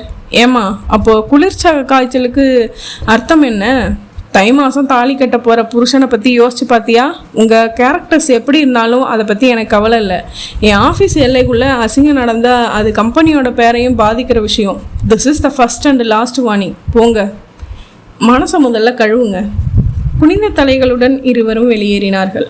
ஆஃபீஸ் ஃபைல்களை பார்க்க துவங்கினான் வெற்றி செல்வன். செக்ரட்டரி சரவணன் உள்ளே வந்தான். சார், உங்களுக்கு இன்னைக்கு மத்தியானம் ஹோட்டல் தாஜில் டெல்லி ரெப்ரசன்டேட்டிவோட ஒரு பிஸ்னஸ் லஞ்ச் இருக்குது. எஸ், நினைவு இருக்குது. ஆனால் வீட்டிலேருந்து மேடம் சாப்பாடு கொடுத்து அனுப்பியிருக்காங்க. மை காட், நான் காலையில் வீட்டில் சொல்லிட்டு வர மறந்துட்டேன். வெற்றி செல்வன் டெலிஃபோன் எடுத்தான். மறுமுனையில் ஹலோ என்றாள் ஜானகி. ஜானு, நான் தான். இன்றைக்கி ஒரு பிஸ்னஸ் லஞ்ச் இருக்குமா எனக்கு? நான் சொல்ல மறந்துட்டேன். நீ வழக்கம் போல சாப்பாடு அனுப்பி வச்சிட்ட. என்ன செய்யலாம்? என்னங்க இது, இன்றைக்கி நம்ம வெட்டிங் டே, அதனால் ஸ்பெஷல் ஐட்டம் செஞ்சு அனுப்புகிறேன்னு நீங்கள் புறப்படுறப்பவே சொன்னேன். தலையாட்டினீங்களே. ஸ்பெஷல் டிஷ்ஷஸ் வச்சுருக்கேன். எதையும் சாப்பிட போகிறது இல்லையா? சாப்பிட்றேன் ஜானு. பிஸ்னஸ் லஞ்சை கேன்சல் பண்ணிடுறேன். எனக்கு உன்னை சந்தோஷமாக வச்சுக்கிறது தான் மெயின் பிஸ்னஸ். ஓகேயா? திருப்தி தானே? சாப்பிட்டு டேஸ்ட் எப்படி இருக்குன்னு சொல்லுங்கள். கண்டிப்பாக. ஃபோனை வைத்து விட்டு சரவணனை பார்த்து சிரித்தபடி உதடுகளை பிதுக்கினான் வெற்றி செல்வன். ஹோட்டலுக்கு ஃபோன் செஞ்சு ரிசர்வேஷனை கேன்சல் செஞ்சிருப்பா. ரெப்புக்கும் சொல்லு, அவங்கள ஈவினிங் மீட் பண்ணுறேன். சரி சார். ஈவினிங் எத்தனை மணிக்கு அவங்கள வெயிட் பண்ண சொல்லட்டும் சார்? 5 மணி. அவங்கள பார்த்துட்டு வீட்டுக்கு போயிட்டு ஒய்ஃபை கூட்டிகிட்டு பீச் ஹோட்டல் எங்கேயாச்சும் போகணும்ப்பா. இன்றைக்கி வெட்டிங் டே எங்களுக்கு. Many more happy returns of the day sir. அவன் அறையை விட்டு வெளியேறினதும் வெற்றி செல்வன் கம்ப்யூட்டரை ஆன் செய்து கொண்டு கணக்குகளை பார்க்க துவங்கினான். 10 நிமிடம் கழித்து இன்டர்காமில் நிவேதாவை வர சொல்லுங்க என்றான். காட்டன் புடவை கட்டின வெளிரின ரோஜா நிற லிப்ஸ்டிக் தீற்றிய ஸ்டைலாக கூந்தலை வெட்டி விட்டிருந்த நிவேதா அறைக்குள் வந்தாள். மேடம், நீங்கள் ஆஃபீஸ்க்கு ரொம்ப இர்ரெகுலராக வரீங்கன்னு உங்கள் அட்டண்டன்ஸ் புக் சொல்லுது. போன மாதம் மட்டும் 3 நாள் 2 நாள் 3 நாள்னு மொத்தம் 8 நாள் லீவ் போட்டிருக்கீங்க. வாட் இஸ் திஸ் என்றான் முகத்தை கண்டிப்பாக வைத்துக்கொண்டு. சார், நான் ஒரு சுவாரஸ்யமான சிக்கலில் மாட்டிகிட்டு இருக்கேன். என்னால் விபரமாக சொல்ல முடியாது. சிக்கலில் சுவாரஸ்யமான சிக்கல்னு ஒன்று இருக்கா? பாஸ் கேட்குறப்ப விளக்கம் சொல்ல வேண்டியது உங்கள் கடமை மேடம். வியாபார விஷயமா என்னோடய ஃப்ரெண்டு ஒருத்தர் வெளியூர் போகிறப்ப எல்லாம் என்னை லீவ் போட்டுட்டு வர சொல்கிறாரு. அவர் போகிற ஊருக்கெல்லாம் போக வேண்டியிருக்கு. அவர் கூப்பிட்டா நீங்கள் போயாகணும்னு ஏதாச்சும் ஒப்பந்தமா? என்ன சார் பண்ணுறது, நான் ரோயர் மிடில் கிளாஸு, தேவைகள் அதிகம். அவர் ஒவ்வொரு தடவை வெளியூர் அழைச்சிட்டு போகிறப்பவும் ஜிமிக்கி வளையல் செயின்னு தங்க பரிசாக கொட்டுறாரு. எதுக்கு அவர் அதெல்லாம் உங்களுக்கு வாங்கி தரணும்? அதை அவரை தான் கேட்டு சொல்லணும். கேட்டு சொல்லுங்கள் மேடம். அவள் புன்னகைத்தபடி மேதையை சுற்றி கொண்டு அவன் அருகில் வந்து குனிந்து அவன் காதறியில், எதுக்கு சார் எனக்கு இதெல்லாம் வாங்கி தரீங்க? என் பாஸ் கேட்குறார், பதில் சொல்லணும் என்றாள். அவள் அணிந்திருந்த டாலர் பொருத்தின செயின் ஊஞ்சலாடியது. அவள் கழுத்தில் அப்படியே கை போட்டு இழுத்து இதழ்களில் முத்தமிட்டு விலக்கி, இதுக்குத்தான் என்றான் வெற்றி செல்வன். ஆஃபீஸில் இப்படியெல்லாம் நடந்துக்கிறீங்களே, கம்பெனிக்குன்னு ஒரு இமேஜ் இல்லையா? முதலாளிங்கிறவன் விதிகளை நிர்ணயிக்கிறவன் டார்லிங், விதிகளுக்கு கட்டுப்படுறவன் இல்லை. அண்டர்ஸ்டாண்ட் என்றவன் ஒலித்த ஃபோனை எடுத்து, ஹலோ வெற்றி ஹியர் என்றான். ஆனால் இன்னைக்கு ஒரு அபாரமான தோல்வி இருக்குங்க உங்களுக்கு. யார் நீங்கள்? என்ன வேணும்? உங்கள் உயிர். நீங்கள் கேட்டால் தரமாட்டீங்க, நானாக எடுத்துக்க போகிறேன். இன்னைக்கு உங்கள் வாழ்க்கை கேலண்டரில் கடைசி தேதி. ஏதாச்சும் மிச்ச சொச்ச ஆசைகள் இருந்தால் இன்னைக்குள்ளே நிறைவேற்றிக்க முடிஞ்சா கோ ஹெட். What nonsense! யார் நீ? உன்னை கொலை செய்ய போகிறவன், உன்னோட சம்மந்தப்பட்டவன் தான், உன்னால் பாதிக்கப்பட்டவன் தான். வச்சிரவா? எதிர்முனை வைக்கப்பட்ட பிறகும் வெற்றி முயற்சியாக ஹலோ ஹலோ தட்டி பார்த்து வைத்துவிட்டு கர்ச்சிஃபை எடுத்து நெற்றியை ஒற்றி கொண்டான். என்னாச்சு சார்? ஃபோனில் யார்? சம் இடியட் என்றான். ஃபோனில் சொல்லப்பட்டவைகளை அப்படியே சொன்னான். ஐயோ, போலீஸில் சொல்லிடுங்க சார். வெற்றி செல்வன் சிகரெட் எடுத்து பற்ற வைத்தான். நீ உன் சீட்டுக்கு போ நிவேதா என்றான். யோசிக்க துவங்கினான். 10 வருடங்களுக்கு முன்பு. அத்தியாயம் 10. மாலை 6 மணிக்கெல்லாம் சினிமா கம்பெனியின் ஆஃபீஸ்க்கு வந்து விட்டாள் திலகா. புடவையை லோகிப்பில் கட்டியிருந்தாள். புடவை தலைப்பை ஒற்றையாக போட்டிருந்தாள். காத்திருக்க சொல்லப்பட்டதால் புத்தகம் ஒன்றை புரட்டி கொண்டு காத்திருந்தாள். 7 மணிக்குத்தான் வெளியே எங்கோ போயிருந்த மதியழகனும் மாரியப்பனும் வந்து சேர்ந்தார்கள்.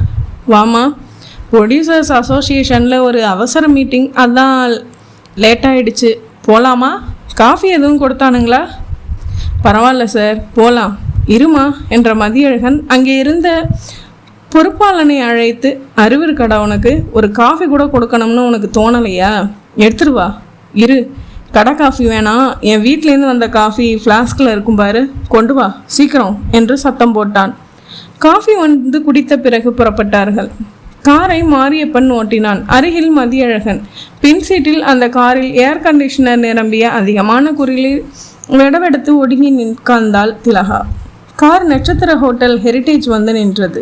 9 மாடிகள். அதில் 9வது மாடியில் இருந்த அறைக்கு லிஃப்டில் பயணப்பட்டு வந்தார்கள். வராந்தாவில் நடந்தார்கள். மதி, டைரக்டர் எத்தனை மணிக்கு வர்றேன்னாரு? 8 மணிக்கெலாம் கரெக்டாக வந்துடுறேன்னு சொல்லியிருக்கார். வீடியோ கேமராவுக்கு சொல்லணுமான்னு கேட்டியா? கேட்டேன். நான் முதல்ல முகத்தை பார்க்குறேன், 2 வார்த்தை பேசிட்டு பார்த்தாலே தேருமா தேராதான்னு முடிவு செஞ்சிருவேன்னு சொன்னார். திலகாவை பிடிக்கலன்னு யாரும் சொல்ல முடியாது. சாவி போட்டு அரை கதவை திறந்தான் மதியழகன். உள்ளே வந்து சோஃபாக்களில் அமர்ந்தார்கள். மாரியப்பன் தன் உதட்டில் 2 சிகரெட்டுகளை பற்ற வைத்து ஒன்றை மதியழகனிடம் கொடுத்தான். நாங்கள் எச்சில்னு பார்க்கறதில்ல, ரொம்ப திக்கான ஃப்ரெண்ட்ஸு. எங்களுக்குள்ள எந்த ஒளிவு மறைவும் இல்லை. அப்படியா சார் என்றாள். இவன் கொஞ்சம் சபல கேஸு. வெளியூர் போயிட்டு வந்து கதையாக சொல்லுவான். கதவை தாழ்பால் போட்டதுலேருந்து ஆரம்பித்து சொல்லியாகணும் இவனுக்கு. லேசாக சிரித்து வைத்தாள். இதென்ன விவஸ்தை இல்லாமல் இந்த விஷயத்தை பற்றியெல்லாம் என்னிடம் பேசுகிறார்கள்? உங்கள் காலேஜில் போதை பழக்கம் நிறைய பொண்ணுங்களுக்கு உண்டுன்னு ஒரு பத்திரிகையில் எழுதியிருக்காங்களே, அப்படியா திலகா? அதெல்லாம் சும்மா சார், ஏதோ 1-2 பேர் அப்படி இருக்கலாம். பத்திரிகையில் மிகப்படுத்தி எழுதிட்டாங்க. நீ எப்படி டேஸ்ட் பண்ணி பார்த்துருக்கியா? ஐயோ சச்ச, அதெல்லாம் இல்லை. ஒரு அனுபவத்துக்காக டேஸ்ட் பண்ணுறதுல என்ன தப்பு இருக்குது? நான் ஒரு தடவை ஒரு போதை மருந்தை டேஸ்ட் பண்ணி பார்த்துருக்கேன். சும்மா ஜிவ்வுன்னு ஏறிச்சு போதை என்றான் மதியழகன். போதை மருந்து இல்லாமலேயே ஜிவ்வுன்னு போதை ஏற்றுற ஒரே விஷயம் செக்ஸ் தான் என்றான் மாரியப்பன். நான் சொன்னேன்ல இவன் சபல கேஸுன்னு, அதை நிரூபிக்கிறான். காலேஜ் பொண்ணுங்கள்லாம் இப்போ எதுக்கும் துணிச்சிட்டாங்களாமே. பாய் ஃப்ரெண்ட்ஸ் வச்சுக்கிட்டு சினிமா ஹோட்டல்னு சுற்றுறது. இன்னும் துணிச்சலான பொண்ணுங்க லாட்ஜ் வரைக்கும் போகிறாங்களாமே. அப்படியா சார்? எல்லா துறையிலையும் நல்லவங்களும் கெட்டவங்களும் இருக்கத்தானே செய்வாங்க. சினிமா கம்பெனிகளில் நல்ல நேர்மையான கம்பெனியும் இருக்குது, ஏமாத்துகிற கம்பெனியும் இருக்குது இல்லையா? கரெக்டு. நான் கேட்க வந்தது நீ எந்த அளவுக்கு சோஷியல்னு தெரிஞ்சுக்க தான். இப்போது சினிமாவுக்கு வந்துட்டு லவ் சீன்ஸ் நடித்து தானே ஆகணும். பாய் ஃப்ரெண்ட்ஸோட சோஷியலாக பழகிற பொண்ணாக இருந்தால் இங்கே கூச்சம் இல்லாமல் இயல்பாக நடிக்க முடியும் இல்லையா? அதுக்காக கேட்டேன். நான் அந்த ரகம் இல்லை சார். சினிமாலேயும் டீசெண்டாக சீனில் தான் நடிப்பேன். லவ் பண்ணுறது இன்டீசென்சி இல்லை தானே. இப்போது நான் தான் கமல்னு வச்சுக்கோ, எனக்கு ஜோடியாக தானே இந்த படத்தில் நடிக்க போகிற. கமல், ஒரு ரொமான்ஸ் சீனில் உன் ரியாக்ஷன் எப்படி இருக்குன்னு பார்க்கலாம். மாரியப்பா, நீ பாரு, நாங்கள் 2 பேரும் ஆக்ட் தரோம். மதியழகன் எழுந்து அவள் அருகில் உரசினபடி அமர அவள் நகர்ந்து அமர்ந்தாள். இல்லை சார், இதெல்லாம் வேணாம். இப்போது டைரக்டர் வந்துடுவார் திலகா. அவர் இதே மாதிரி நடித்து காட்ட சொல்லுவார். அதுக்கு முன்னாடி ஒரு ஒத்திகை பார்த்துக்க வேணாமா? கமான். மதியழகன் அவள் தோளில் கை வைத்தான். நெளிந்தாள். எனக்கு பிடிக்கல சார். நாளைக்கு ஷூட்டிங்கில் ஒவ்வொரு சீனும் உனக்கு பிடிச்சிருக்கா இல்லையான்னு அபிப்பிராயம் கேட்டுட்டா ஷூட் வைக்க முடியும்? இல்லை சார், இந்த ஒத்திகையெல்லாம் வேணாம். மதியழகன் சில வினாடிகள் அவளையே உற்று பார்த்தான். ஊடகமாக சொன்னால் புரிஞ்சிக்க மாட்டியா? இவ்வளோ அசடா நீ? இல்லை அழுத்தமா? நாங்கள் 2 பேரும் தான் இந்த படத்துக்கு ப்ரொடியூசர்னு உனக்கு தெரியும். எங்களை அட்ஜஸ்ட் பண்ணிக்காம எப்படி நீ ஹீரோயின் ஆகிறது? கமான், டேக் இட் ஈஸி திலகா என்றவன் சட்டென்று அவளை மூர்க்கத்தனமாக அணைத்தான். அவள் கத்தினாள். தன்னை பிடுங்கிக் கொள்ள முயன்றாள். முந்தானை சரிந்தது. அவன் காலில் மிதிப்பட்டது. அவள் விலகி ஓட சேலை அவள் உடம்பில் இருந்து விலகியது. பாவடை ஜாக்கெட்டுடன் அரை முழுக்க ஓடினாள். திடீரென்று ஒரு கதவை திறந்து கொண்டு பால்கனி போல இருந்த சிட் அவுட்டுக்கு ஓடி வந்தாள். அங்கும் அவன் வர திலகா யோசிக்கவே இல்லை. சிட் அவுட்டின் இடுப்புயர கழுப்படி சுவரில் ஏறி வெளியே தொபேல் என்று குதித்தே விட்டாள். அந்த லாட்ஜுக்கு மொத்தம் 9 மாடிகள். அத்தியாயம் 11. அந்த அறையில் இன்ஸ்பெக்டர் நியூட்டனும் வெற்றி செல்வனும் மட்டுமே இருந்தார்கள். வெற்றி செல்வன் மிகவும் வியர்த்து போயிருந்தான். நல்லா யோசிச்சு சொல்லுங்கள் சார், உங்களை ஃபோனில் மிரட்டின அந்த குரலை இதுக்கு முன்னாடி எப்போவாவது கேட்டிருக்கீங்களா? கேட்டதா நினைவு இல்லை சார். ஆனால் பேசினது யாராக இருக்கும்னு என்னால் யூகம் செய்ய முடியுது சார். யாருன்னு சொல்லுங்கள். சொல்கிறதுக்கு முன்னாடி என்னோட சில சந்தேகங்களுக்கு நீங்கள் பதில் சொல்லணும் சார். என்ன? 10 வருஷத்துக்கு முன்னாடி நடந்து முடிஞ்ச ஒரு வழக்கோட உண்மையை இப்போ நான் உங்ககிட்ட சொல்கிறேன்னு வைங்க, மறுபடியும் என் மேலே வழக்கு போடுவீங்களா? என்ன சொல்கிறீங்க என்றார் அதிர்ந்து. உதாரணமாக 10 வருஷம் முன்னாடி நான் ஒரு பொருளை திருடிட்டேன்னு வழக்கு போலீஸ் போட்டாதுன்னு வைங்க. அப்போது நான் திறமையான வக்கீலை வச்சு திருடினது நான் இல்லைன்னு வாதம் செஞ்சு நீதிபதி என்னை விடுதலை பண்ணிட்டாரு. இப்போது அந்த திருட்டை நான் ஒத்துக்கிட்டா மறுபடியும் என் மேலே கேஸ் போடுவீங்களா? குற்றத்தோட அளவை பொறுத்தது அது. சின்ன திருட்டுனா விட்டுடலாம். வெளிநாட்டுக்கு உளவு வேலை பார்த்து கொலைன்னு பெரிய விஷயமா இருந்தால் போலீஸ் தரப்பில் மறுபடியும் வழக்கு போட வாய்ப்பு இருக்குது. ஆனால் இந்த மாதிரி விவகாரங்களில் நிறைய சட்ட சிக்கல்கள் இருக்குது. எதுக்கு கேட்டிங்கன்னு சொல்லுங்கள். சொல்கிறேன், எல்லா உண்மையும் சொல்கிறேன். இப்போது எனக்கு என் மான மரியாதையை விட உயிர் தான் முக்கியமாக படுது. தர்மராஜ் நிச்சயமாக என்னை கொன்னுடுவான். அவனுக்குள்ளே ஒரு வெறி இருக்கிறது ரொம்ப நேச்சுரல். யார் தர்மராஜ்? திலகாவோட அண்ணன். விபரமாக சொல்கிறேன் சார். 10 வருஷம் முன்னாடி என்னோடய பேர் மதியழகன். அதே மாதிரி சூரியச்சந்திரோட பேர் மாரியப்பன். நாங்கள் 2 பேரும் ஒரு சினிமா கம்பெனி வச்சுருந்தோம். மலையாளத்தில் சில படங்கள் டிஸ்ட்ரிபியூட் செஞ்சோம். ஆனால் நாங்களே படம் எடுத்ததாக சொல்லிக்கிட்டு திரிஞ்சோம். தமிழில் படம் எடுக்கணும்னு ஒரு முயற்சி நிஜமாகவே இருந்துச்சு. அதுக்கு திலகான்ற ஒரு காலேஜ் பொண்ணை கதாநாயகியை செலக்ட் செஞ்சோம். ஒரு பெரிய ஹோட்டலில் ரூம் போட்டு அவளை அங்கே டைரக்ட் பார்க்கணும்னு பொய் சொல்லி அழைச்சிட்டு போனோம். அவளை அனுபவிக்க முயற்சி செஞ்சோம். அவள் அட்ஜஸ்ட் பண்ணுற ரகம் இல்லை. போராடினா. நான் தான் கொஞ்சம் வெறித்தனமாக துரத்துனேன். புடவை கையோட வந்துருச்சு. பாவாடை ஜாக்கெட்டோடு இருந்த நாங்கள் எதிர்பாராத சமயத்தில் சிட் அவுட் கதவை திறந்து வெளியே போய் சட்டுன்னு குதிச்சிட்டா. 9வது மாடி அது. நாங்கள் இருந்த ரூமு 9 மாடிக்கு மேலே. கீழே போய் மோதி சிதறி ஸ்பாட்லேயே செத்துட்டா. நான் அவசரமாக அவளோட புடவையை பால்கனி வழியாக தூக்கி போட்டுட்டேன். கதவு மூடிட்டு நாங்கள் 2 பேரும் புறப்பட்டோம். அப்புறம் ஆனால் நான் புடவையை தூக்கி போட்டதை ஒருத்தவன் பார்த்துட்டான். அவன் எந்த பால்கனிலேருந்து வீசினான்னு கரெக்டாக சொன்னதுனால அந்த ரூம் புக் செஞ்சுருந்த எங்களை போலீஸ் தேடி வந்து அரெஸ்ட் செஞ்சுது. நாங்கள் ரூம் போட்டதை ஒத்துக்கிட்டோம். ஆனால் எங்கள் ரூமுக்கு அவள் வரலைன்னு சாதித்தோம்.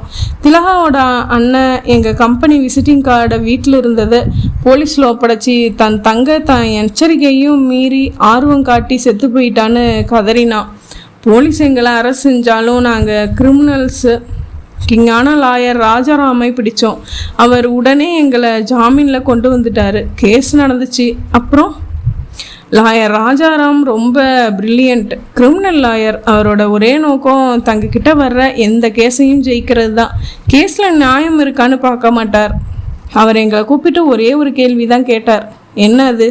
இந்த கேஸை ஒன்றும் இல்லாமல் செஞ்சு உங்கள் 2 பேரையும் விடுதலை செய்ய வச்சுட்டா எனக்கு எவ்வளவு தர முடியும் உங்களால்?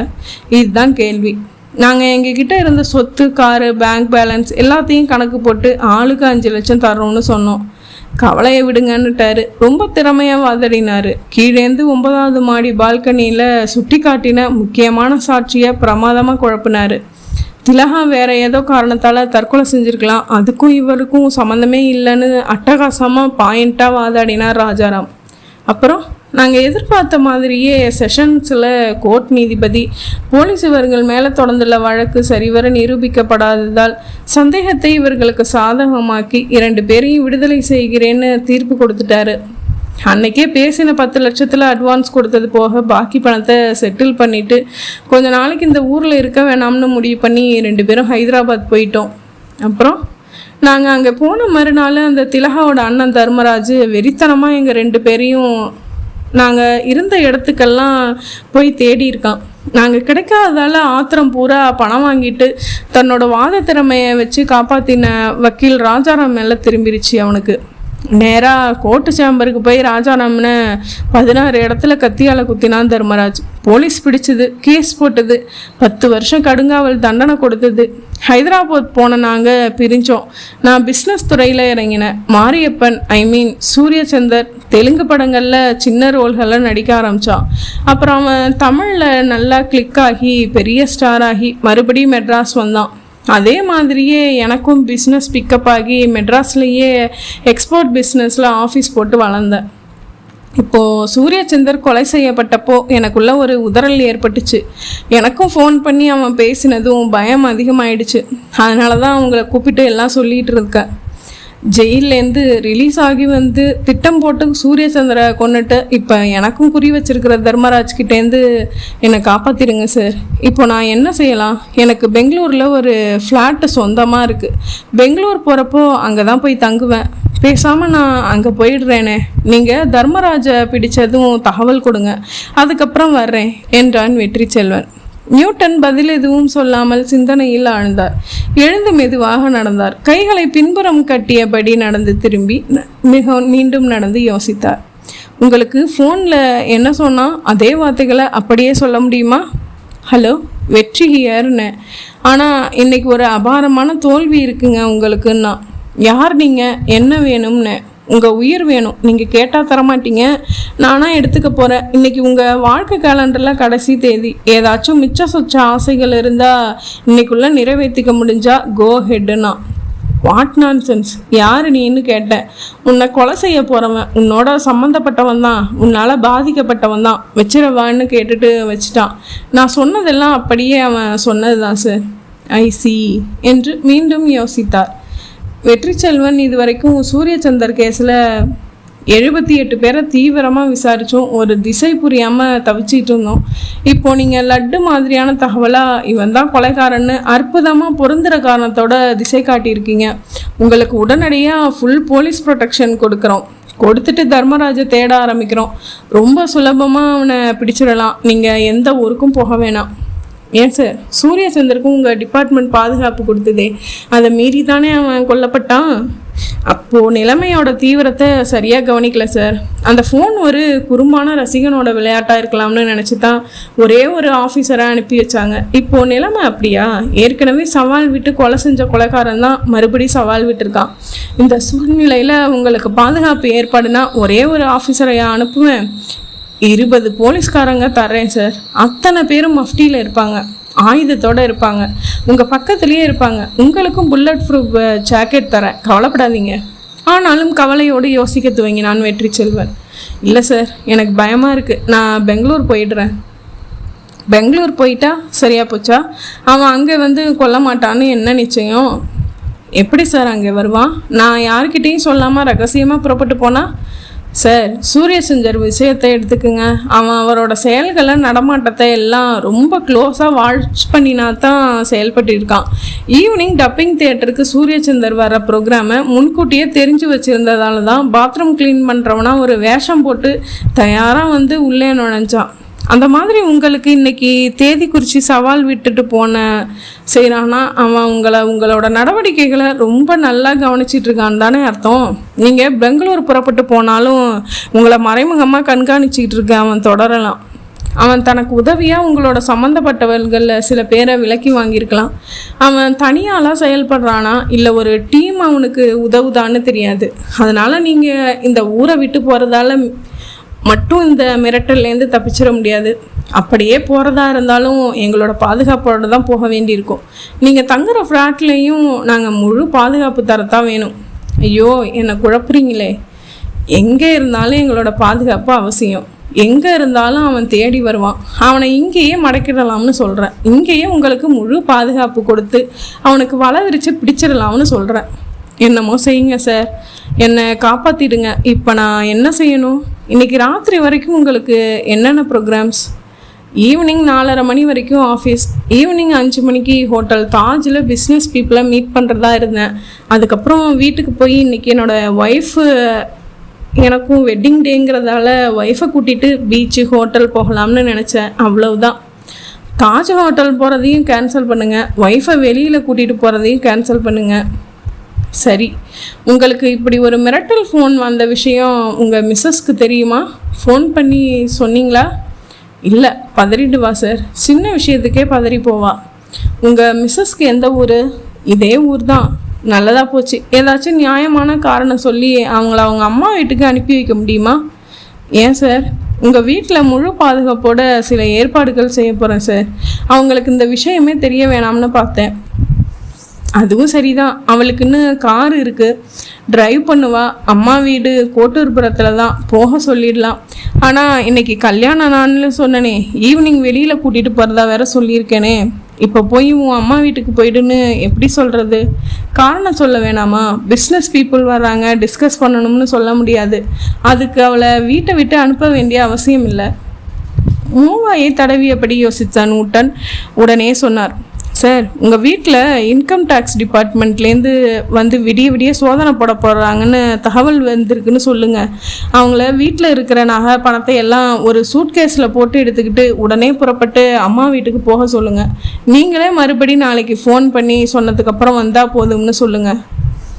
அவருடைய யோசனையை பிரமித்த வெற்றி செல்வனுக்கு இவர் தன்னை காப்பாற்றி விடுவார் என்கிற நம்பிக்கையை ஏற்படுத்த துவங்கியது.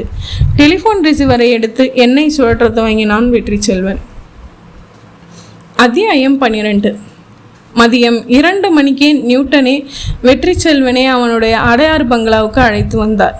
ஏற்கனவே கொடுக்கப்பட்ட உத்தரவின் பேரில் மஃப்டியில் 20 போலீஸ்காரர்களும் யூனிஃபார்மில் 10 பேரும் 2 இன்ஸ்பெக்டரும் அந்த பங்களாவுக்கு வந்து சேர்ந்தார்கள். வீட்டில் வேலை பார்க்கும் 3 வேலைக்காரர்கள், ஒரு கூர்க்கா ஆகிய 4 உடனே லீவு கொடுத்து அனுப்பி வைத்தார். வீட்டை சுற்றி ஆயுதமேந்திய 8 கான்ஸ்டபிள்களை நிறுத்தினார். மொட்டை மாடியில் 2, வீட்டுக்குள் சாதாரண உடையில் உள்ள கான்ஸ்டபிள்கள் 10 பேரை அங்கங்கே நிறுத்தினார். மீது 10 பேர்களில் 2 பேரை பங்களாவிற்கு எதிரே இந்த டீக்கடையின் பெஞ்சில் உட்கார்ந்து அரட்டை அடித்தபடி கண்காணிக்க சொன்னார். ஒரு கான்ஸ்டபிளின் அருகில் உள்ள பஸ் ஸ்டாப்பில் குருட்டு பிச்சைக்காரனாக மாற்றப்பட்டு நிறுத்தப்பட்டார். மற்றவர்களை சைக்கிள்களிலும் நடந்தும் அந்த தெருவிலேயே நடமாட சொன்னார். 2 இன்ஸ்பெக்டர்களையும் அழைத்தார். அஸ்வின், நீங்கள் எக்ஸ்டர்னல் ஃபோர்ஸ்க்கு இன்சார்ஜு. மார்ட்டின், நீங்கள் வீட்டுக்குள்ளேயே வெற்றி செல்வம் பக்கத்துலேயே இருக்கணும். அவர் பாத்ரூம் போகணும்னு சொன்னால் கூட நீங்கள் முதல்ல பாத்ரூம்குள்ளே போய் பார்த்துட்டு அப்புறம்தான் அவரை உள்ளே போக சொல்லணும். வீட்டுக்கு வர்ற எந்த ஃபோன் காலையும் நீங்கள் தான் அட்டன் செய்யணும். வெற்றி செல்வம் ஊரில் இல்லைன்னு சொல்லிடுங்க. வீட்டுக்குள்ளே பூக்காரி, எலக்ட்ரிஷியன், வேறு எந்த டிபார்ட்மெண்ட்லேருந்து பார்க்க வர்றவன், தபால்காரன், தந்தியாள், பேப்பர்காரன், சலவைக்காரன், டெலிஃபோன்காரன்னு எவனாக இருந்தாலும் சரி, காம்பவுண்ட் கேட்டோட நிறுத்தி திருப்பி அனுப்பிடணும். எக்காரணத்தை கொண்டு யாரையும் உள்ளே விடக்கூடாது. புரிஞ்சுதா? எஸ் சார் என்றார்கள் 2 பேரும். நான் இப்போ நேராக சென்ட்ரல் ஜெயில் போகிறேன். விடுதலையான தர்மராஜை கண்டுபிடிக்கிறதுல தீவிரமாக இறங்குறேன் என்ற நியூட்டன் வெற்றி செல்வன் அருகில் வந்தார். சார், நீங்கள் உங்களோட இந்த ரூமை விட்டு எங்கேயும் நகர வேண்டாம். இந்த ரூமுக்குள்ளேயே ஒரு இன்ஸ்பெக்டர் இருப்பார். நீங்கள் புக்கு படிங்க, டிவி பாருங்கள், வீடியோ கேசட்டு போட்டு படம் பாருங்கள், தூங்குங்க. ஆனால் யாருக்கும் நீங்களாக ஃபோன் செஞ்சு பேச வேணாம். சாப்பாடு ஏற்பாடு செஞ்சுட்டேன், உங்கள் ரூமுக்கே வரும். ஓகே? கிட்டத்தட்ட என்னையும் ஹவுஸ் அரெஸ்ட் பண்ணி வச்சுருக்கீங்க. குற்றவாளி ஹவுஸ் அரெஸ்ட் பண்ணுறதுக்காக நான் மறுபடியும் ஈவினிங் 6 மணி சுமாருக்கு வர்றேன். நியூட்டன் புறப்பட்டார். மத்திய சிறைச்சாலை. எஸ், 10 வருஷம் சிறை தண்டனையை அனுபவித்த தர்மராஜ 15 நாளைக்கு முன்னாடி தான் அவன் தண்டனை காலம் முடிஞ்சதால் விடுதலை செஞ்சோம் என்றார் ஜெயிலர் பொன்னுசாமி. தலை கருப்பாய் இருக்கு, மீசை மட்டும் முழுக்க வெளுத்திருந்தது. சார், எனக்கு அவனோட ஃபோட்டோ கிடைச்சா நல்லது. அப்புறம் அவனோட அட்ரஸ் வேணும். ஜெயிலில் அவன் இருந்தப்போ அவனை அடிக்கடி வந்து பார்த்தவங்க விலாசம் வேணும் என்றார் நியூட்டன். 1/2 மணி நேரம் ஆயிற்று ரெக்கார்டுகளை புரட்டி அவர் கேட்ட விவரங்களை கொடுப்பதற்கு. மந்தைவெளி விலாசம் கொடுத்திருந்தான் தர்மராஜ். இந்த வீடு அவன் சொந்த வீடா சார்? ஆமாம். ரிலீஸ் ஆகுறப்ப கூட கேட்டேன், இந்த வீட்டில் தான் தங்க போறியான்னு. அதுக்கு அவன், இப்போ இந்த வீட்டில் வாடகைக்கு வைக்கப்பட்டவங்க இருக்காங்க, அவங்க காலி செஞ்சதும் முழு வீட்டையும் பயன்படுத்திக்குவேன்னு சொன்னான். அவனை அடிக்கடி வந்து பார்த்தது பார்த்திபன் என்கிற ஒரே ஒரு நண்பன் தான் என்று குறிப்பிட்டு அந்த பார்த்திபனின் மயிலாப்பூர் விலாசம் தரப்பட்டிருந்தது. தர்மராஜின் நேர்முக, இடமுக, வலமுக புகைப்படங்கள் தரப்பட்டன. நீங்கள் இங்கே ஜெயிலில் இருக்கிற ஒவ்வொரு கைதியோட நடவடிக்கைகளையும் கண்காணிப்பீங்க இல்லையா என்றார் நியூட்டன். நிச்சயமா. ரிலீஸ் ஆக போகிறேங்கிற எதிர்பார்ப்பு சமயங்களில் அவனோட மனநிலை எப்படி இருந்துச்சுன்னு உங்களுக்கு தெரியுமா? நல்லா தெரியும். நான் இங்கே 17 வருஷமாக வேலை பார்க்குறேன். தர்மராஜ் இங்கே வந்து தன்னோட தண்டனையை ஆரம்பித்த நாள்லேருந்து எனக்கு தெரியும். ஆரம்ப நாட்களில் அவன் ஒரு மிருகம் மாதிரி தான் இருந்தான். திடீர்னு கத்துவான், சாப்பாட்டை தூக்கி அடிப்பான், வாடரையே அடிப்பான். என்கிட்ட சமத்தையாக அடி வாங்கியிருக்கான், போட்டு புரட்டி எடுத்திருக்கேன். என் தங்கச்சி சாவுக்கு காரணமாக இருந்தவங்கள கொலை செய்யணும்னு கத்துவான். பழிவரியை அடக்குன்னு சொல்லி சொல்லி அடிப்பேன். 2 வருஷத்துக்கு அவனால் எல்லாருக்கும் தலைவலி தான். அப்போது ஜெயிலுக்குள்ளே கைதிகளுக்கு 13 நாளைக்கு ஒரு யோகா கிளாஸ் எடுத்தார் ஒரு யோகி. தியானம், அமைதி, வாழ்க்கையோட அர்த்தம்னு அவர் அற்புதமாக எடுத்து சொன்ன வகுப்புகளை அட்டன் செஞ்சதுலேருந்து அவன் மாற ஆரம்பித்தான். பிடிவாதமும் முரட்டுத்தனமும் குறைஞ்சிது. அமைதியானான், பேச்சை குறைச்சிக்கிட்டான். ஜெயிலுக்குள்ளேயே ஒரு லைப்ரரி வச்சுருக்கோம். அதுலேருந்து தத்துவ புத்தகங்களையும் ஆன்மீக புத்தகங்களையும் எடுத்து படிக்க ஆரம்பித்தான். அதுக்கப்புறம் அவன் மேலே எங்களுக்கெல்லாம் ஒரு மரியாதை ஏற்படுற மாதிரி நடந்துக்க ஆரம்பித்தான். அவன் விடுதலையாகி போனப்போ நிஜமாக எனக்கு அவனை பிரியறது கஷ்டமாக இருந்தது. ஆனால் ராஸ்கல் அத்தனையும் நடிப்புன்னு எங்களுக்கு புரிய வைக்கல. அடக்கி வச்சிருந்த பழிவரியை விடுதலையானதுமே தாண்டவமாட விட்டுட்டான். இந்த ஜெயில் இப்போ மறுபடியும் அவனை சந்திக்க போகுதுன்றதுல எனக்கு ரொம்ப வருத்தமாக தான் இருக்குது என்றார் பொன்னுசாமி. அவரிடம் கை குலுக்கி புறப்பட்ட நியூட்டன் ஜீப்பில் நேராக அந்த மந்தைவெளி விலாசத்திற்கு வந்து சேர்ந்தார். கதவை திறந்த பெண்ணுக்கு நெளி நெளியாய் கூந்தல். அது லேசான ஈரத்துடன் இருந்தது. நெற்றியில் சந்தனம் இருந்தது, மணத்தது. யாரானு என்றால் மலையாளத்தில். தர்மராஜ் இருக்காரா? ராங் அட்ரஸ் சாரே. இவிட தர்மராஜுன்னு யாரும் இல்லை. உங்கள் வீட்டில் பெரியவங்க யார் இருக்காங்க? அம்மே இவிட வரும் போலீஸ் ஆஃபீஸர் வந்து விசாரிக்கின்னு என்னையும் அர்த்தமா இல்லா. சில வினாடிகளில் அந்த பெண் 20 வருடம் கழித்து பார்த்தால் எப்படி இருப்பாளோ அப்படி வந்தால் அந்த நடுத்தர வயது பெண்மணி. நியூட்டன் வீட்டுக்குள் வந்து அவராக நாற்காலி இழுத்து போட்டுக்கொண்டு அமர்ந்தார். சாருக்கு என்ன வேணும் என்றாள் அவள். இந்த வீட்டோட ஓனர் யாரு என்றார். யாரோ தர்மராஜ்னு சொன்னாங்க, நாங்கள் பார்த்ததில்லை சாரே. அந்த தர்மராஜ் எங்கே இருக்காருன்னு தெரியுமா? ஒரு கொலை பண்ணிட்டு ஜெயிலுக்கு போயிருக்கிறதா பக்கத்து வீடுகளில் சொன்னாங்க. அது நிஜமோ பொய்யோ குருவாயூரப்பனுக்கே தெரியும். உங்களை வாடகை பேசி குடி வச்சது யாரு? யார்கிட்ட நீங்கள் வாடகை கொடுத்துட்ருக்கீங்க? அயால் தர்மராஜோட ஸ்நேகிதன், பார்த்திபன்னு பேர், மயிலாப்பூரில் இருக்கார். அவர் ஒரு வக்கீல். அட்ரஸ் வேணுமா? என்கிட்ட இருக்குது, இந்த அட்ரஸ் தானான்னு பார்த்து சொல்லுங்கள் என்று நியூட்டன் தன்னிடம் இருந்த பார்த்திபனின் விலாசத்தை காட்ட அந்த பெண் பார்த்து, இதே தான், கரெக்ட் அட்ரஸ் தான் சார் என்றாள். தர்மராஜ் 15 நாளைக்கு முன்னாடி ஜெயிலேருந்து விடுதலையாகி வெளியில் வந்தாச்சு. இது கேள்விப்பட்டீங்களா? யாராச்சும் சொன்னாங்களா? இல்லை சார், தெரியாது. தேங்க்ஸ் என்று தன் விசிட்டிங் கார்டு கொடுத்து, ஒரு வேளை இனிமேல் தர்மராஜ் இங்கே வந்தால் அவர் எங்கே தங்கியிருக்காருன்னு சாதாரணமாக விசாரிக்கிற மாதிரி விசாரிச்சுட்டு எனக்கு ஃபோன் பண்ணுங்கள். நியூட்டன் வெளியே வந்து பொது தொலைபேசிக்கு சென்று வெற்றி செல்வன் வீட்டிற்கு ஃபோன் செய்தார். ஹலோ என்றார் எதிர்முனையில் இன்ஸ்பெக்டர் மார்ட்டின். மார்ட்டின், நான் நியூட்டன் பேசுகிறேன். Anything happen? ஒன்றும் ப்ராப்ளம் இல்லையே? இல்லை சார், ஒன்றும் பிரச்சனை இல்லை. அவர் வீடியோ படம் பார்த்துட்ருக்கார். நான் தர்மராஜை நோக்கி நெருங்கிட்டு இருக்கேன், அப்பப்போ ஃபோன் பண்ணுறேன் என்று வைத்துவிட்டு ஜீப்பில் ஏறி புறப்பட்டார் நியூட்டன். அத்தியாயம் 13. பார்த்திபன் எக்மோர் கோர்ட்டில் இருப்பதாக அவர் ஆஃபீஸில் குமாஸ்தா சொன்னதால் எக்மோர் கோர்ட்டுக்கு வந்தார் நியூட்டன். விசாரித்து பார்த்திபனை கோர்ட் வளாகத்தின் அருகில் இருந்த ஒரு ஹோட்டலில் பிடித்தார். கருப்பு கவுன் அணிந்து யாரோ ஒருவரிடம் கேஸ் பற்றி விவாதித்தபடி பார்த்திபன் சமோசா சாப்பிட்டு கொண்டிருக்க அவருக்கு நேர் எதிரில் நாற்காலியில் சென்று அமர்ந்தார் நியூட்டன். பார்த்திபன் பேச்சை நிறுத்தி நிமிர்ந்து பார்க்க கை நீட்டினார் நியூட்டன் புன்னகையுடன். I am inspector Newton, special crime branch. நீங்கள் தானே லாயர் பார்த்திபன் என்றார். கை குலுக்கி விடுவித்து ஆமாம் என்றார். காதோரங்களில் லேசாக நரைக்க துவங்கி இருந்தது. கொஞ்சம் தனியாக பேசணுமே. வக்கீல் சார், நான் உங்களை சாயங்காலமே ஆஃபீஸில் வந்து பார்க்குறேன் என்று சொல்லி அருகில் இருந்தவன் எழுந்து சென்றான். என்ன சொல்லுங்க? தர்மராஜ் இப்போ எங்கே இருக்கான்? தெரியாது. உங்கள் ஃப்ரெண்டு 15 நாளைக்கு முன்னாடி சென்ட்ரல் ஜெயிலேருந்து விடுதலை ஆகி வந்த தர்மராஜ். அவனோட வீட்டை நீங்கள் தான் பொறுப்பேற்றுக்கிட்டு வாடகை வாங்கிட்டு இருக்கீங்க. அதனால் தெரியாதுன்னு பதில் சொல்லாதீங்க. விடுதலையானது நேராக உங்களை தானே வந்து பார்த்துருக்கணும் அவன். அதெல்லாம் கரெக்டு சார். இப்போது எங்கன்னு தானே நீங்கள் கேட்டீங்க, அதுக்கு தான் தெரியாதுன்னு பதில் சொன்னேன். நமக்குள்ள நாடகம் வேணாம் சார். ஒரு குற்றவாளியை மறைக்கிறது ஒரு குற்றம்னு உங்களுக்கு தெரியும் இல்லையா? இப்போ யாரை மறைச்சாங்க? தர்மராஜ் விடுதலை ஆகிறதுக்கு ஒரு நிமிஷம் முன்னாடி வரைக்கும் தான் குற்றவாளி. விடுதலையானது அவன் மறுபடியும் ஒரு சுதந்திர மனுஷன். ஏன் இப்போவும் அவனை குற்றவாளின்னு சொல்கிறீங்க? சாமர்த்தியமாக பேசுகிறீங்களா? நடிகர் சூரியச்சந்தர் கொலை செய்யப்பட்டது தெரியும் இல்லையா? ஆமாம், அதுக்கு என்ன? சூரியச்சந்திர கொன்னது விடுதலையாகி வந்த தர்மராஜ். அதே மாதிரி தொழிலதிபர் வெற்றி செல்வனை கொலை செய்ய போகிறதா இன்னைக்கு ஃபோனில் மிரட்டி இருக்கிறதும் தர்மராஜ். நல்லா கற்பனை வரலாம் சார் உங்களுக்கு. சூரியச்சந்திரும் வெற்றி செல்வனும் 10 வருஷம் முன்னாடி மாரியப்பனும் மதியழகனுமா இருந்தப்போதான் தர்மராஜுக்கு எதிரிகள். அவங்கள தர்மராஜ் கொலை செய்ய துடித்ததும் அவங்கள தேடி அலைஞ்சதும் உண்மை. ராஜாராம் வக்கீல் 10 லட்சம் வாங்கிட்டு திறமையாக வாதாடி அவங்கள கோர்ட்டில் விடுதலை செய்ய வச்சாரே, அந்த தகவலை தர்மராஜுக்கிட்ட சொன்னதே நான் தான். நான் அப்போது ராஜாராம் கிட்ட ஜூனியராக இருந்தேன். ஒரு பொய் கேஸுக்கு வாதாடாதீங்கன்னு எவ்வளவோ சொல்லி பார்த்தேன். அவ்வளவுதான் என்னால் முடிஞ்சது. அவங்க 2 பேரும் கிடைக்காத ஆத்திரத்தில் எங்கள் சீனியர் ராஜாராம வெறியோடு குத்தி கொன்னுட்டான் தர்மராஜ். ஜெயிலுக்கு போன அப்புறமும் படிவெறி இருந்தது உண்மை. ஆனால் 10 வருஷ இடைவெளியில் தர்மராஜ் மனு எவ்வளவோ பக்குவப்பட்டு அவன் கேரக்டரே மாறிடுச்சு. புத்தி ஆன்மீக பாதையில் போயிடுச்சு.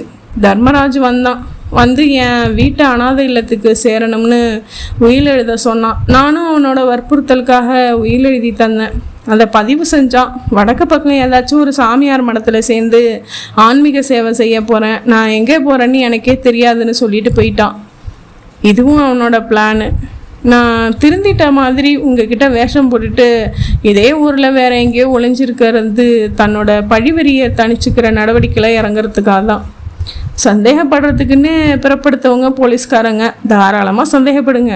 உண்மையை நான் சொல்லிட்டேன். இன்னும் உங்கள் சந்தேகம்தான் உண்மைன்னு சொன்னால் ஆதாரத்தோட நிரூபித்து பேசுங்கன்னு தான் நான் சொல்ல வேண்டி வரும். சிரித்தார் நியூட்டன். எழுந்தார். அந்த உயில் பிரதி எனக்கு காட்ட முடியும் இல்லையா? என் ஆஃபீஸில் இருக்குது, இப்போவே போகலாமா? வேணாம், நான் கேட்குறப்போ காட்டுனா போதும் என்று நகர்ந்த நியூட்டன். மறுபடி சந்திக்கலாம். ஒரு விஷயம், தந்திரமான யோசனைகளும் சாமர்த்தியமும் வக்கீல்களுக்கு மட்டும் சொந்தமானதில்லைன்னு கூடிய சீக்கிரம் புரிஞ்சிக்குவீங்க சார். வர்றேன். நடந்தார் நியூட்டன். இந்த வக்கீல் பார்த்திபனுக்கு நிச்சயமாக தர்மராஜ் இப்போது இருக்கும் இடம் தெரியும். ஒருவேளை நடந்த கொலைக்கும் கொலை மிரட்டலுக்கும் இவனே கூட திட்டம் போட்டு கொடுத்திருக்கலாம். யோசனையோடு ஜீப்பில் ஏறி அமர்ந்தார் நியூட்டன். அத்தியாயம் 14. நேராய் தன் அலுவலகம் வந்த நியூட்டன் முதல் வேளையாக வக்கீல் பார்த்திபனை ரகசியமாக கண்காணிக்க முக்கியமாக 3 பேரை நியமித்து அனுப்பி வைத்தார். அவருக்கு வருகிற டெலிபோன்களை பதிவு செய்ய எக்ஸ்சேஞ்ச் மூலமாக ஏற்பாடு செய்தார். தர்மராஜின் புகைப்படத்தை பிரதிகள் எடுத்து சிட்டி லிமிட்டில் எல்லா ஸ்டேஷன்களுக்கும் அனுப்ப ஏற்பாடு செய்தார். Check post, traffic division, airport, railway stations எங்கும் தர்மராஜை கண்டுபிடிக்க ஏற்பாடுகள் செய்தார். இன்னொரு டீமை புகைப்பட பிரதிகளுடன் சிட்டியில் உள்ள எல்லா லாட்ஜ்களுக்கும் போய் தேட சொன்னார். சப் இன்ஸ்பெக்டர் ஒருவரை அழைத்து 10 வருஷம் முன்னாடி திலகாவை கற்பழிக்க முயற்சி செஞ்சு இறுதியில சாவுக்கு காரணமா இருந்ததா மதியழகம் மாரியப்ப மேல போடப்பட்ட வழக்கு சம்பந்தமா அந்த சமய பத்திரிகையில் வந்த அத்தனை செய்திகளும் வேணும். லைப்ரரிஸ்க்கு போய் கலெக்ட் பண்ணி எத்தனை நேரமா இருந்தாலும் என்கிட்ட கொடுங்க என்றார். இரவு 8 மணிக்கு வெற்றி செல்வனின் பங்களாவுக்கு வந்து சேர்ந்தார். பங்களாவுக்கு வெளியே இருந்த இன்ஸ்பெக்டர் அஸ்வின் எந்த பிரச்சனையும் இல்லை என்றார். உள்ளே வந்தார். தனி அறையில் இருந்த இன்ஸ்பெக்டர் மார்டின் எழுந்து கொண்டார். படம் பார்த்து கொண்டிருந்த வெற்றி செல்வன் ரிமோட் மூலம் அதை அணைத்தான். பெருமூச்சுடன் நாற்காலியில் அமர்ந்தார் நியூட்டன். என்ன சார், தர்மராஜை பிடிச்சிட்டிங்களா? அதுக்கான அத்தனை ஏற்பாடுகளையும் செஞ்சு வச்சுட்டு வந்திருக்கேன். எந்த நிமிஷமும் அவன் பிடிப்பட்ட செய்தி நமக்கு வரலாம் என்ற நியூட்டன் தான் மேற்கொண்ட விசாரணைகளையும் நடவடிக்கைகளையும் சுருக்கமாக சொன்னார். கொலைகாரன் சாமியாராகிறது இந்த கலியுகத்துல நடக்கிற காரியம் இல்லை சார் என்றார் மார்டின். எதுக்கும் இருக்கட்டும்னு தர்மராஜோட போட்டோ பிரிண்ட்ஸை வடக்கே காசி, ரிஷிகேஷ், ஹிருத்வார் சைடில் உள்ள போலீஸ் ஸ்டேஷன்களுக்கும் அனுப்பி வைக்க சொல்லியிருக்கேன். அவன் இங்கே தான் சார் எங்கேயோ பதுங்கி இருப்பான். நீங்கள் சொல்கிறத வச்சு பார்த்தா அந்த வக்கீல் பேசின தோரணையே சரியில்லையே. அவர் தர்மராஜுக்கு பிளான் போட்டு தந்திருப்பாரோன்னு நினைக்க தோணுது. எனக்கும் அந்த சந்தேகம் ஏற்பட்டதால தான் வக்கீலை ரொம்ப தீவிரமாக கண்காணிக்க ஏற்பாடு செஞ்சுருக்கேன். தர்மராஜை பிடிப்பதற்கு மேலும் என்னென்ன நடவடிக்கை எடுக்கலாம் என்று அவர் காஃபி பருகியபடி ரொம்ப நேரம் பேசினார்கள். இரவு மணி 9:30க்கு நியூட்டன் எழுந்தார். வெற்றி செல்வன், இப்போ உங்களுக்கு கொடுக்கப்பட்டிருக்கிற பாதுகாப்பு ஏற்பாடு ரொம்ப கரெக்டா இருக்கு. இதே செட்டப் தொடரட்டும். நீங்க நிம்மதியா தூங்குங்க. நான் காலையில வர்றேன். சரி சார் என்றான் வெற்றி செல்வன். நியூட்டன் நடக்க துவங்கிய போது டெலிபோன் ஒலித்ததால் நின்றார். மார்டின் எடுத்து பேசுவதை கவனித்தார். எஸ், இருக்காரு. நீங்க யாரு? சரி இருங்க, பேச சொல்றேன் என்று பேசிய மார்டின் ரிசீவரின் வாய்ப்பத்தி, சார் நான் யாருன்னு சொல்ல மாட்டேங்கிறான், ஆனா உங்க பேர் சொல்ல கேட்கறான், உங்ககிட்ட தான் பேசணுமாம் என்றார். நியூட்டன் ரிசீவரை வாங்கி கொண்டு, ஹலோ நியூட்டன் ஹியர் என்றார். அந்த டெலிபோனுடன் இணைக்கப்பட்டிருந்த டேப் ரெக்கார்டரில் நாடா சுழல துவங்கியது. வணக்கம் சார் என்றது கரகரப்பான குரல். ஆச்சரியமா இருக்கும். ஊர் முழுக்க நீங்க தேடிட்டு இருக்க தர்மராஜ் தான் பேசுற. அதிர்ந்து போனார் நியூட்டன். சார், பாதிக்கப்பட்டவனுக்கு தான் வேதனை புரியும். உங்களுக்கு ஒரே ஒரு பாசமான தங்கச்சி இருந்து அவளோட எதிர்காலம் பத்தி நீங்க பலவிதமா திட்டம் போட்டுட்டு இருக்கப்போ 9வது மாடியில இருந்து அலங்கோலமா குதிச்சு மண்டை சிதறி செத்தா உங்க மனநிலை எப்படி இருக்கும்னு இப்போ உங்களால யூகத்துல சொல்ல முடியாது சார். நிஜமா ஒரு சம்பவம் நடக்கிறப்பதான் அதோட நிஜமான பாதிப்பை உணர முடியும். அவ சாகரத்துக்கு காரணமா இருந்தவங்க சூரிய சந்திரனும் வெற்றி செல்வனும். ஆனா அவங்கள உங்க சட்டம் தண்டிக்கல. தப்பு செஞ்சவங்களுக்கு விடுதலை வாங்கி தந்த பணவெறி பிடிச்சு அவனுக்காக புத்திய திறமைய அடகு வச்ச வக்கீல நான் ஆத்திரம் தீர குத்திட்டு உள்ள போனேன். ஆனாலும் என் ஆத்திர அடங்கல. என் மனசுல உள்ள வெறிய அடங்க 10 வருஷம் இல்ல, 10 ஜென்மம் கூட பத்தாது சார். எப்படா ரிலீஸ் ஆவேன்னு காத்திருந்தேன். ரிலீஸ் ஆனதும் நான் தீர்த்து கட்ட நினைச்சது 3 பேரை. ஒரு வேலை முடிஞ்சது. 2 வேலையில நீங்க ஒரு பெரிய முட்டுக்கட்டையா வந்து உட்கார்ந்துட்டீங்க. ஒரு சாதாரண ஆளுக்கு இவ்வளவு பெரிய பாதுகாப்பு தருவீங்கன்னு நான் எதிர்பார்க்கவே இல்லை. நானும் 2-3 ட்ரிப்பு யூஸ் பண்ணி பார்த்தேன். வெற்றி செல்வனோட பங்களாவுக்குள்ள எந்த வகையிலையும் நுழைய முடியல. உங்களோட திறமையான பாதுகாப்பு ஏற்பாடுகளுக்காக நான் பாராட்டுறேன். ஆனா இதே மாதிரி எத்தனை நாளைக்கு சார் உங்களால தொடர்ந்து அவனுக்கு பாதுகாப்பு தர முடியும்? ஆயு முழுக்கவா? பார்க்கலாம். நீங்க தொடர்ந்து அவனை பாதுகாத்துக்கிட்டே இருங்க. நான் பாக்கி இருக்கிற 3வது ஆளை முடிச்சுட்டு வந்துடுறேன். கடைசியா வெற்றி செல்வனை வச்சுக்கிறேன். கொஞ்சம் ஆர்டர் மாறுது, அவ்வளவுதான். எப்படியும் இன்னைக்கு தேதியில திட்டமிட்டபடி கொலை உண்டு சார். வச்சிரவா? ஹலோ ஹலோ என்றார் நியூட்டன். எதிர்முனையும் வைக்கப்பட்டது. போன் விபரங்களை சொல்லி, என்னங்க வெற்றி செல்வன், நீங்க 2 பேர் தானே திலகாவை கற்பழிக்க முயற்சி பண்ணீங்க. 3வது ஆளை தீர்த்துட்டு வரேன்னு இன்னைக்கு இவன் சொல்றானே, யார் அந்த 3வது ஆளு என்று பரபரத்தார். தெரியலையே சார். சம்பந்தப்பட்டது நாங்க 2 பேர் தான் சார். நல்லா யோசிச்சு பாருங்க. ஒருவேளை திலகாவை அழைச்சிட்டு வந்த அந்த PRO ஐயாதுரையும் அவன் தன்னோட லிஸ்ட்ல வச்சிருக்கானோ? இருக்கலாம். ஐயாதுரை இப்ப எங்க இருக்காருன்னு தெரியுமா? எங்க இருந்தாலும் அவளை கொலை செய்ய முடியாது சார். 2 வருஷத்துக்கு முன்னாடி அவர் செத்து போயிட்டாரு, ஹார்ட் அட்டாக்ல. நான் போய் மாலை போட்டுட்டு வந்தேன். வேற யார் அப்போ? இன்ஸ்பெக்டர் அஸ்வின் ஒரு கவருடன் உள்ளே வந்து, சார், திலகா கேஸ் பத்தி அந்த சமயத்துல பத்திரிகைகள்ல வந்த செய்தியை எல்லாம் சேகரிக்க சொல்லியிருந்தீங்களா? எஸ்ஐ தனபால் கொண்டாந்தார், இந்தாங்க என்று கொடுத்தார். நியூட்டன் அந்த பழைய செய்தித்தாள்களில் ஜெராக்ஸ் பிரதிகளை எடுத்து கட்டிலின் மேல் பரப்பி வைத்து அவசர அவசரமாக படித்தார். அவர் படித்த செய்திகளில் ஒரு செய்தி அவரை கவர்ந்தது. தனது தங்கையின் மரண வழக்கில் தனக்கு நீதி கிடைக்கவில்லை என்பதால் ஆத்திரமடைந்த தர்மராஜ் என்னும் வாலிபர் தன் தங்கையின் மரணத்திற்கு காரணமாயிருந்தவர்களை விடுதலை செய்து தீர்ப்பெழுதிய நீதிபதி குருமூர்த்தி அவர்களின் கார் கண்ணாடிகளை அடித்து நொறுக்கிவிட்டு கோர்ட் சாம்பருக்குள் நுழைந்து சாமர்த்தியமாக வாதம் செய்து விடுதலை வாங்கி கொடுத்த பிரபல கிரைம் வக்கீல் ராஜாராமின் மீது பாய்ந்தார். தான் கொண்டு வந்திருந்த கத்தியால் வக்கீலை சதக் சதக் என்று 16 இடங்களில் குத்தினார். அந்த செய்தியை மார்டினிடம் காட்டிய நியூட்டன், இதை பாருங்க, வாதாடின வக்கீல் மேல மட்டும் இல்ல, தீர்ப்பு கொடுத்த நீதிபதி மேலேயும் அவனுக்கு ஆத்திரம் இருந்திருக்கு. அதனாலதான் நீதிபதியோட கார் கண்ணாடியை உடைச்சிருக்கான். அவன் இப்போ போன்ல குறிப்பிட்ட 3வது நபர் அந்த நீதிபதியா கூட இருக்கலாம். நமக்கு தோன்றிய சந்தேகத்தை அலட்சியப்படுத்த முடியாது. உடனே அந்த நீதிபதி இப்போ எங்க இருக்காருன்னு விசாரிங்க. பத்திரமா இருக்க சொல்லி அலர்ட் செஞ்சிடலாம். உடனே இவருக்கு பாதுகாப்பு ஏற்பாடும் செய்யணும். அட்ரஸ் கிடைச்சதும் நானே நேர்ல போறேன். உடனே விசாரிங்க, குவிக் என்றார். இன்ஸ்பெக்டர் மார்டின் போனை எடுத்து பலருடன் பேசி கடைசியாக நீதிபதி குருமூர்த்தியின் போன் நம்பரை பிடித்தார். அந்த நம்பரை டயல் செய்துவிட்டு, ரிங் போகுது, நீங்களே பேசுங்க சார் என்று ரிசீவரை நியூட்டனிடம் கொடுத்தார். நியூட்டன் வாங்கி காத்திருந்தார். ஹலோ என்று ஒரு குரல் வந்தது. ஜட்ஜ் ஐயா குருமூர்த்தி சார் வீடு தானே? ஆமாங்க. ஐயா இருக்காங்களா? தூங்குறாங்களே. நீங்கள் யாரு? இந்த வீட்டில் வேலை பார்க்குறேங்க. ஒரு முக்கியமான விஷயம். நான் போலீஸ் இன்ஸ்பெக்டர் பேசுகிறேன். கொஞ்சம் ஐயாவை எழுப்பி பேச சொல்லுங்க. கொஞ்சம் இருங்க. சில வினாடிகள் கழித்து தூக்க கலக்கமாக ஆனால் கம்பீரமான குரலில், ஹலோ, குருமூர்த்தி ஸ்பீக்கிங் என்றார் நீதிபதி. Good evening sir. நான் போலீஸ் இன்ஸ்பெக்டர் நியூட்டன். 10 வருஷம் கன்ஸ்ட்ரக்ஷன் கொடுத்துருக்கீங்க. வக்கீல் ராஜாராமனை கொன்னதுக்காக அவனோட தங்கை திலகாவோட கொலை கேஸுக்கும் நீங்கள் தான் தீர்ப்பு கொடுத்தீங்க. Yes, I remember. சொல்லுங்க, என்ன இப்போ? அந்த தர்மராஜ் அப்போ தீர்ப்பு சரியில்லைன்னு உங்கள் கார் கண்ணாடி எல்லாம் உடைச்சான் இல்லையா? இப்போ 15 நாளைக்கு முன்னாடி விடுதலை ஆகி வந்துட்டு அவன் ஒரு கொலை செஞ்சுட்டாரு சார். Is it? ஆமாம். ஆக்டர் சூரியச்சந்தர் அவனுக்கு பகையாளி. தொழிலதிபர் வெற்றி செல்வன் இன்னொரு பகையாளி. வெற்றி செல்வனை இன்னைக்குள்ள கொலை பண்ணிடுவேன்னு அவன் ஃபோனில் மிரட்டினதால நாங்கள் அவருக்கு ஃபுல் ப்ரொடெக்ஷன் கொடுத்துருக்கோம். இப்போ நான் அவர் வீட்டிலேருந்து தான் பேசுகிறேன். இந்த கேஸில் ஒரு திடீர் திருப்பம். ஊர் பூரா அந்த தர்மராஜன் நாங்கள் தேடிட்டு இருக்கிற இந்த சமயத்தில் அவனே கொஞ்சம் முன்னாடி ஃபோன் பண்ணி என்கிட்டயே பேசினான். அவன் விடுதலையாகி வந்ததும் கொலை செய்ய நினச்சது 3வது பேரன்னு சொன்னான். நான் வெற்றி செல்வனுக்கு இரும்பு திற மாதிரி சரியான பாதுகாப்பு கொடுத்துட்டதால இன்னைக்கு 3வது நபரை கொண்டுட்டு அப்புறமா அவரை பார்த்துக்கிறேன்னு சவால் மாதிரி பேசிட்டு வச்சிட்டான். அவன் கொல்ல துடிக்கிற 3வது நபர் யாருன்னு எங்களுக்கு புரியல. தர்மராஜுக்கு உங்கள் மேலேயும் ஆத்திரம் இருந்ததால உங்களுக்கு தகவல் சொல்லி எச்சரித்து வைக்கலாம்னு நினச்சி தான் ஃபோன் செஞ்சோம் sir. What nonsense! I am retired person. நான் இப்போது ஜட்ஜ் இல்லை. என்னை போய் ஒய்? நோ, இந்த மாதிரி எல்லாம் எதுவும் நடக்காது. இல்லை சார், எங்களுக்கு இன்னாரத்தான் அவன் குறி வச்சிருக்கான்னு உறுதியாக தெரியாததால் சொல்லி வச்சிடறது நல்லதுன்னு நினைக்கிறோம். Anyway, thank you for your information. உங்கள் வீட்டு அட்ரஸ் வேணும் சார். நான் நேரில் வர்றேன். உங்களுக்கு பாதுகாப்பு ஏற்பாடுகள் செய்ய விரும்புகிறேன். அதெல்லாம் எதுவும் வேணாம் சார். நானும் என் ஒய்ஃபும் இங்கே ஊருக்கு வெளியில் வேளச்சேரி ரோட்டில் உட்காந்துருக்கோம். கவுண்டிங் அவர் லாஸ்ட் டேஸ். என்னை போய் எதுக்காக கொல்ல போகிறான்?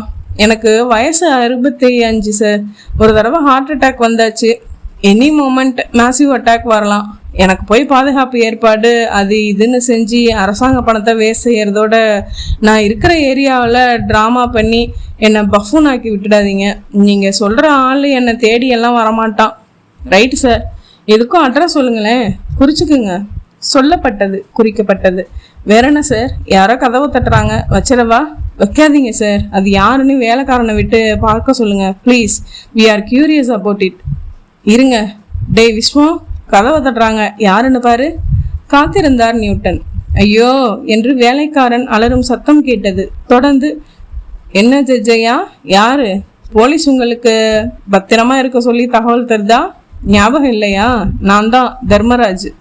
10 வருஷம் உள்ள தள்ளினீங்களே, நியாயமானு கேட்டுட்டு போகத்தான் வந்தேன் என்று தர்மராஜின் குரல் கேட்டது.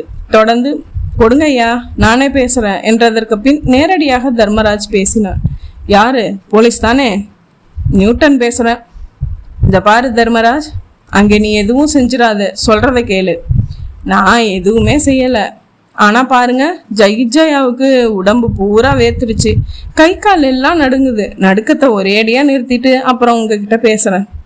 தொடர்பு துண்டிக்கப்பட்டதும் ராஸ்கல் என்று கத்தினார் நியூட்டன். வெறித்தனமாக தன் ஜீப்புக்கு ஓடினார். அத்தியாயம் 15. நியூட்டன் விரைந்து வேளச்சேரிக்கு வந்து விலாசம் தேடி ஜட்ஜ் வீட்டிற்கு வந்து சேர்ந்தபோது குருமூர்த்தி கட்டிலில் மயக்கமாக படுத்திருக்க தலையில் கட்டு போட்ட வேலைக்காரன் அவர் அருகில் கவலையோடு நின்றிருந்தான். டாக்டர் ஊசி போட்டிருக்காரு, இப்படி வாங்க என்று வெளியே ஹாலுக்கு அழைத்து வந்த வேலைக்காரன் நான் யாருன்னு கேட்டுக்கிட்டே கதவை திறந்தேன். தலையில லொட்டுன்னு கட்டையால போட்டான்.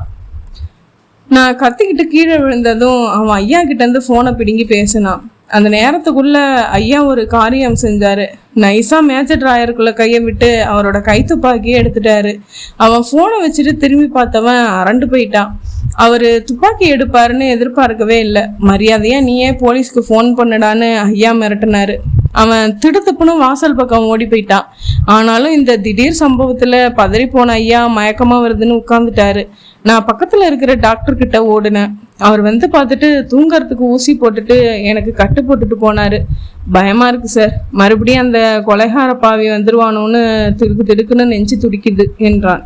கவலைப்படாத, இங்கே அசம்பாவிதமா எதுவும் நடக்காதது எனக்கு ரொம்ப ஆறுதலா இருக்கு.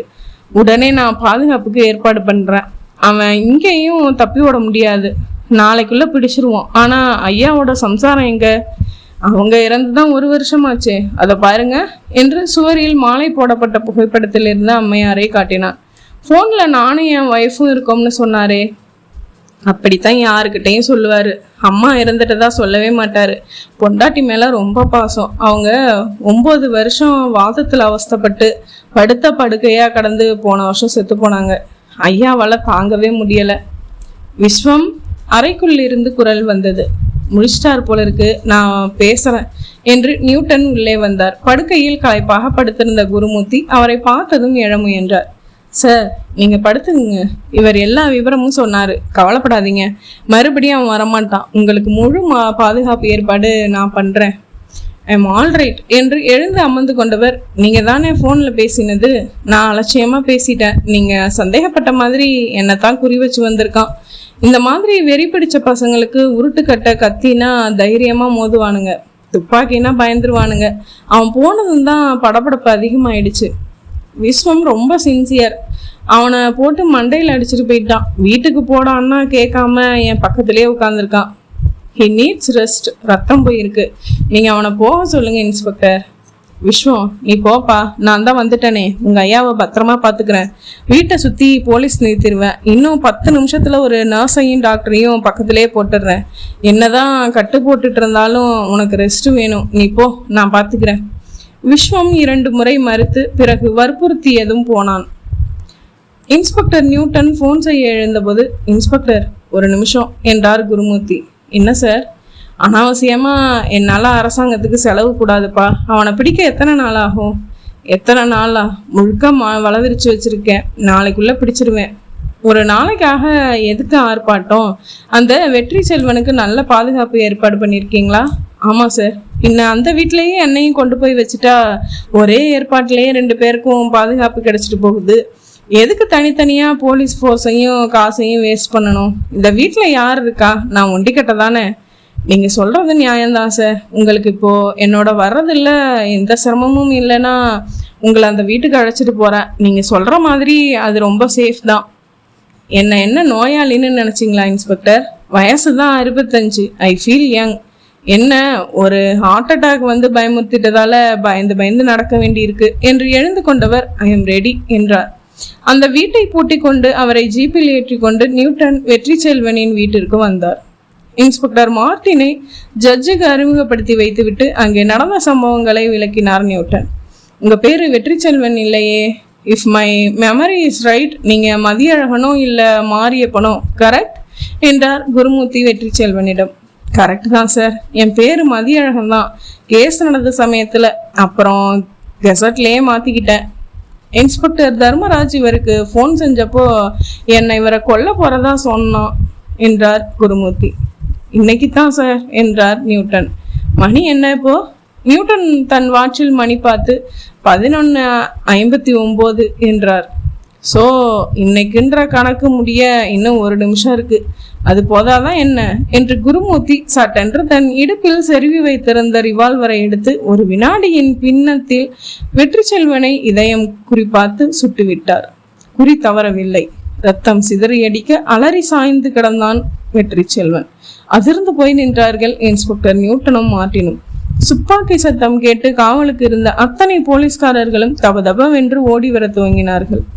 கையில் உறுதியாக ரிவால்வரை பிடித்திருந்த ஜட்ஜ் குருமூர்த்தி நியூட்டன் பக்கம் திரும்பி, இன்னைக்கு உனக்கு கடைசி தேதின்னு சொன்னேன், செஞ்சிட்டேன். எஸ், இவனுக்கு தர்மராஜ் பேசுற மாதிரி குரல் மாத்தி பேசுனது நான் தான். சூரியச்சந்திர திட்டம் போட்டு கொலை செஞ்சதும் நான் தான். கொஞ்சம் முன்னால உங்ககிட்ட என்னோட சின்சியர் வேலைக்காரன் விஸ்வநாதனோட ஒரு பெரிய நாடகம் ஆடினது நான். உங்க பாதுகாப்பு வலயத்தை மீறி இவனை சுடுறதுக்கு இந்த சந்தர்ப்பம் ஏற்படுத்திக்கிறதுக்காகத்தான் என்றார். ஏன் சார் இதெல்லாம் என்றார் உறைந்து போன அதிர்ச்சியிலிருந்து மீள முடியாத நியூட்டன். என் குடும்பமே நாசமா போச்சு. ஏன்? இவனுங்க தான் என்ன அசுத்தப்படுத்தினானுங்க. எனக்கு 3 பொண்ணுங்க. ஒருத்திக்கு டாக்டர் சீட்டுக்கும் ஒருத்திக்கு இன்ஜினியரிங் சீட்டுக்கும் முயற்சி பண்ணிட்டு இருந்தேன். எப்போ? 10 வருஷம் முன்னாடி. ஜட்ஜு பிள்ளைங்களாக இருந்தாலும் மார்க்கு கம்மியாக வாங்கியிருந்ததால் அட்மிஷனுக்கு லட்சக்கணக்கில் பணம் கேட்டாங்க.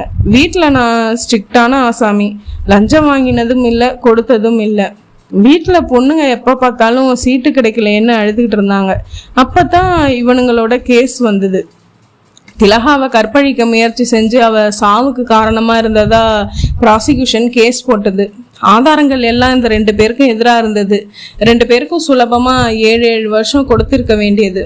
அந்த சூழ்நிலையில் 2 பேரும் வீட்டுக்கு வந்து என்னை பார்த்தாங்க. வக்கீல் ராஜாராமன் 10 லஞ்சம் வாங்கிக்கிட்டு திறமையாக வாதம் பண்ணுறதுக்கு சம்மதிச்சிருக்காரு. சட்ட பிரச்சனைகளை அவர் சரி செஞ்சிருவார். நீங்கள் அதிகமாக கிளறாமல் எங்களை விடுதலை செஞ்சுட்டா உங்களுக்கு தனியாக 10 லட்சம் தர்றோம்னு சொன்னாங்க. நான் அசந்து போயிட்டேன். 10 லட்சமானு மலைச்சு போயிட்டேன்.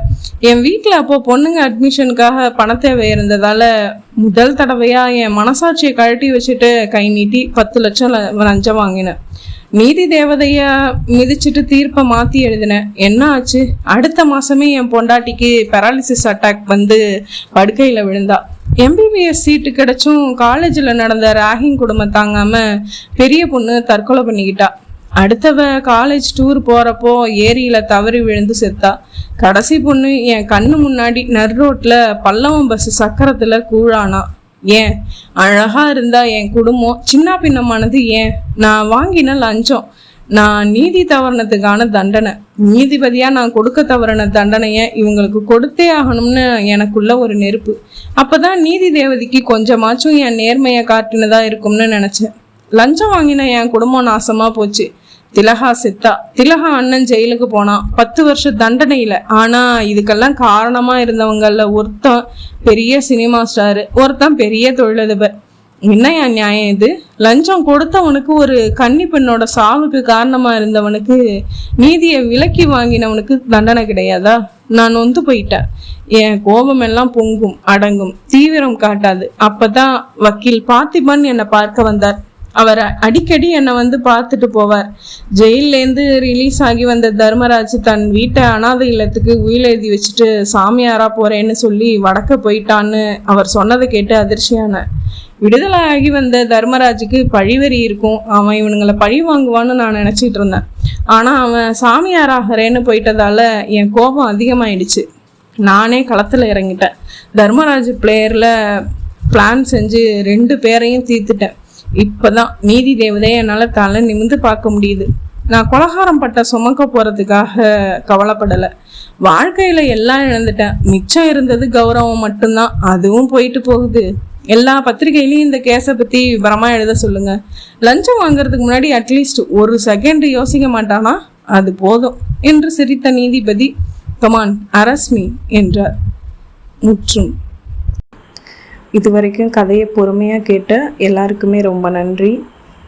மேலும் என்னோடய சேனல் பிடிச்சிருந்தது அப்படின்னா சப்ஸ்கிரைப் பண்ணுங்கள், லைக் கமெண்ட் பண்ணுங்கள், உங்களோட ஃப்ரெண்ட்ஸ் அண்ட் ஃபேமிலிக்கு ஷேர் பண்ணுங்கள். Thank you friends.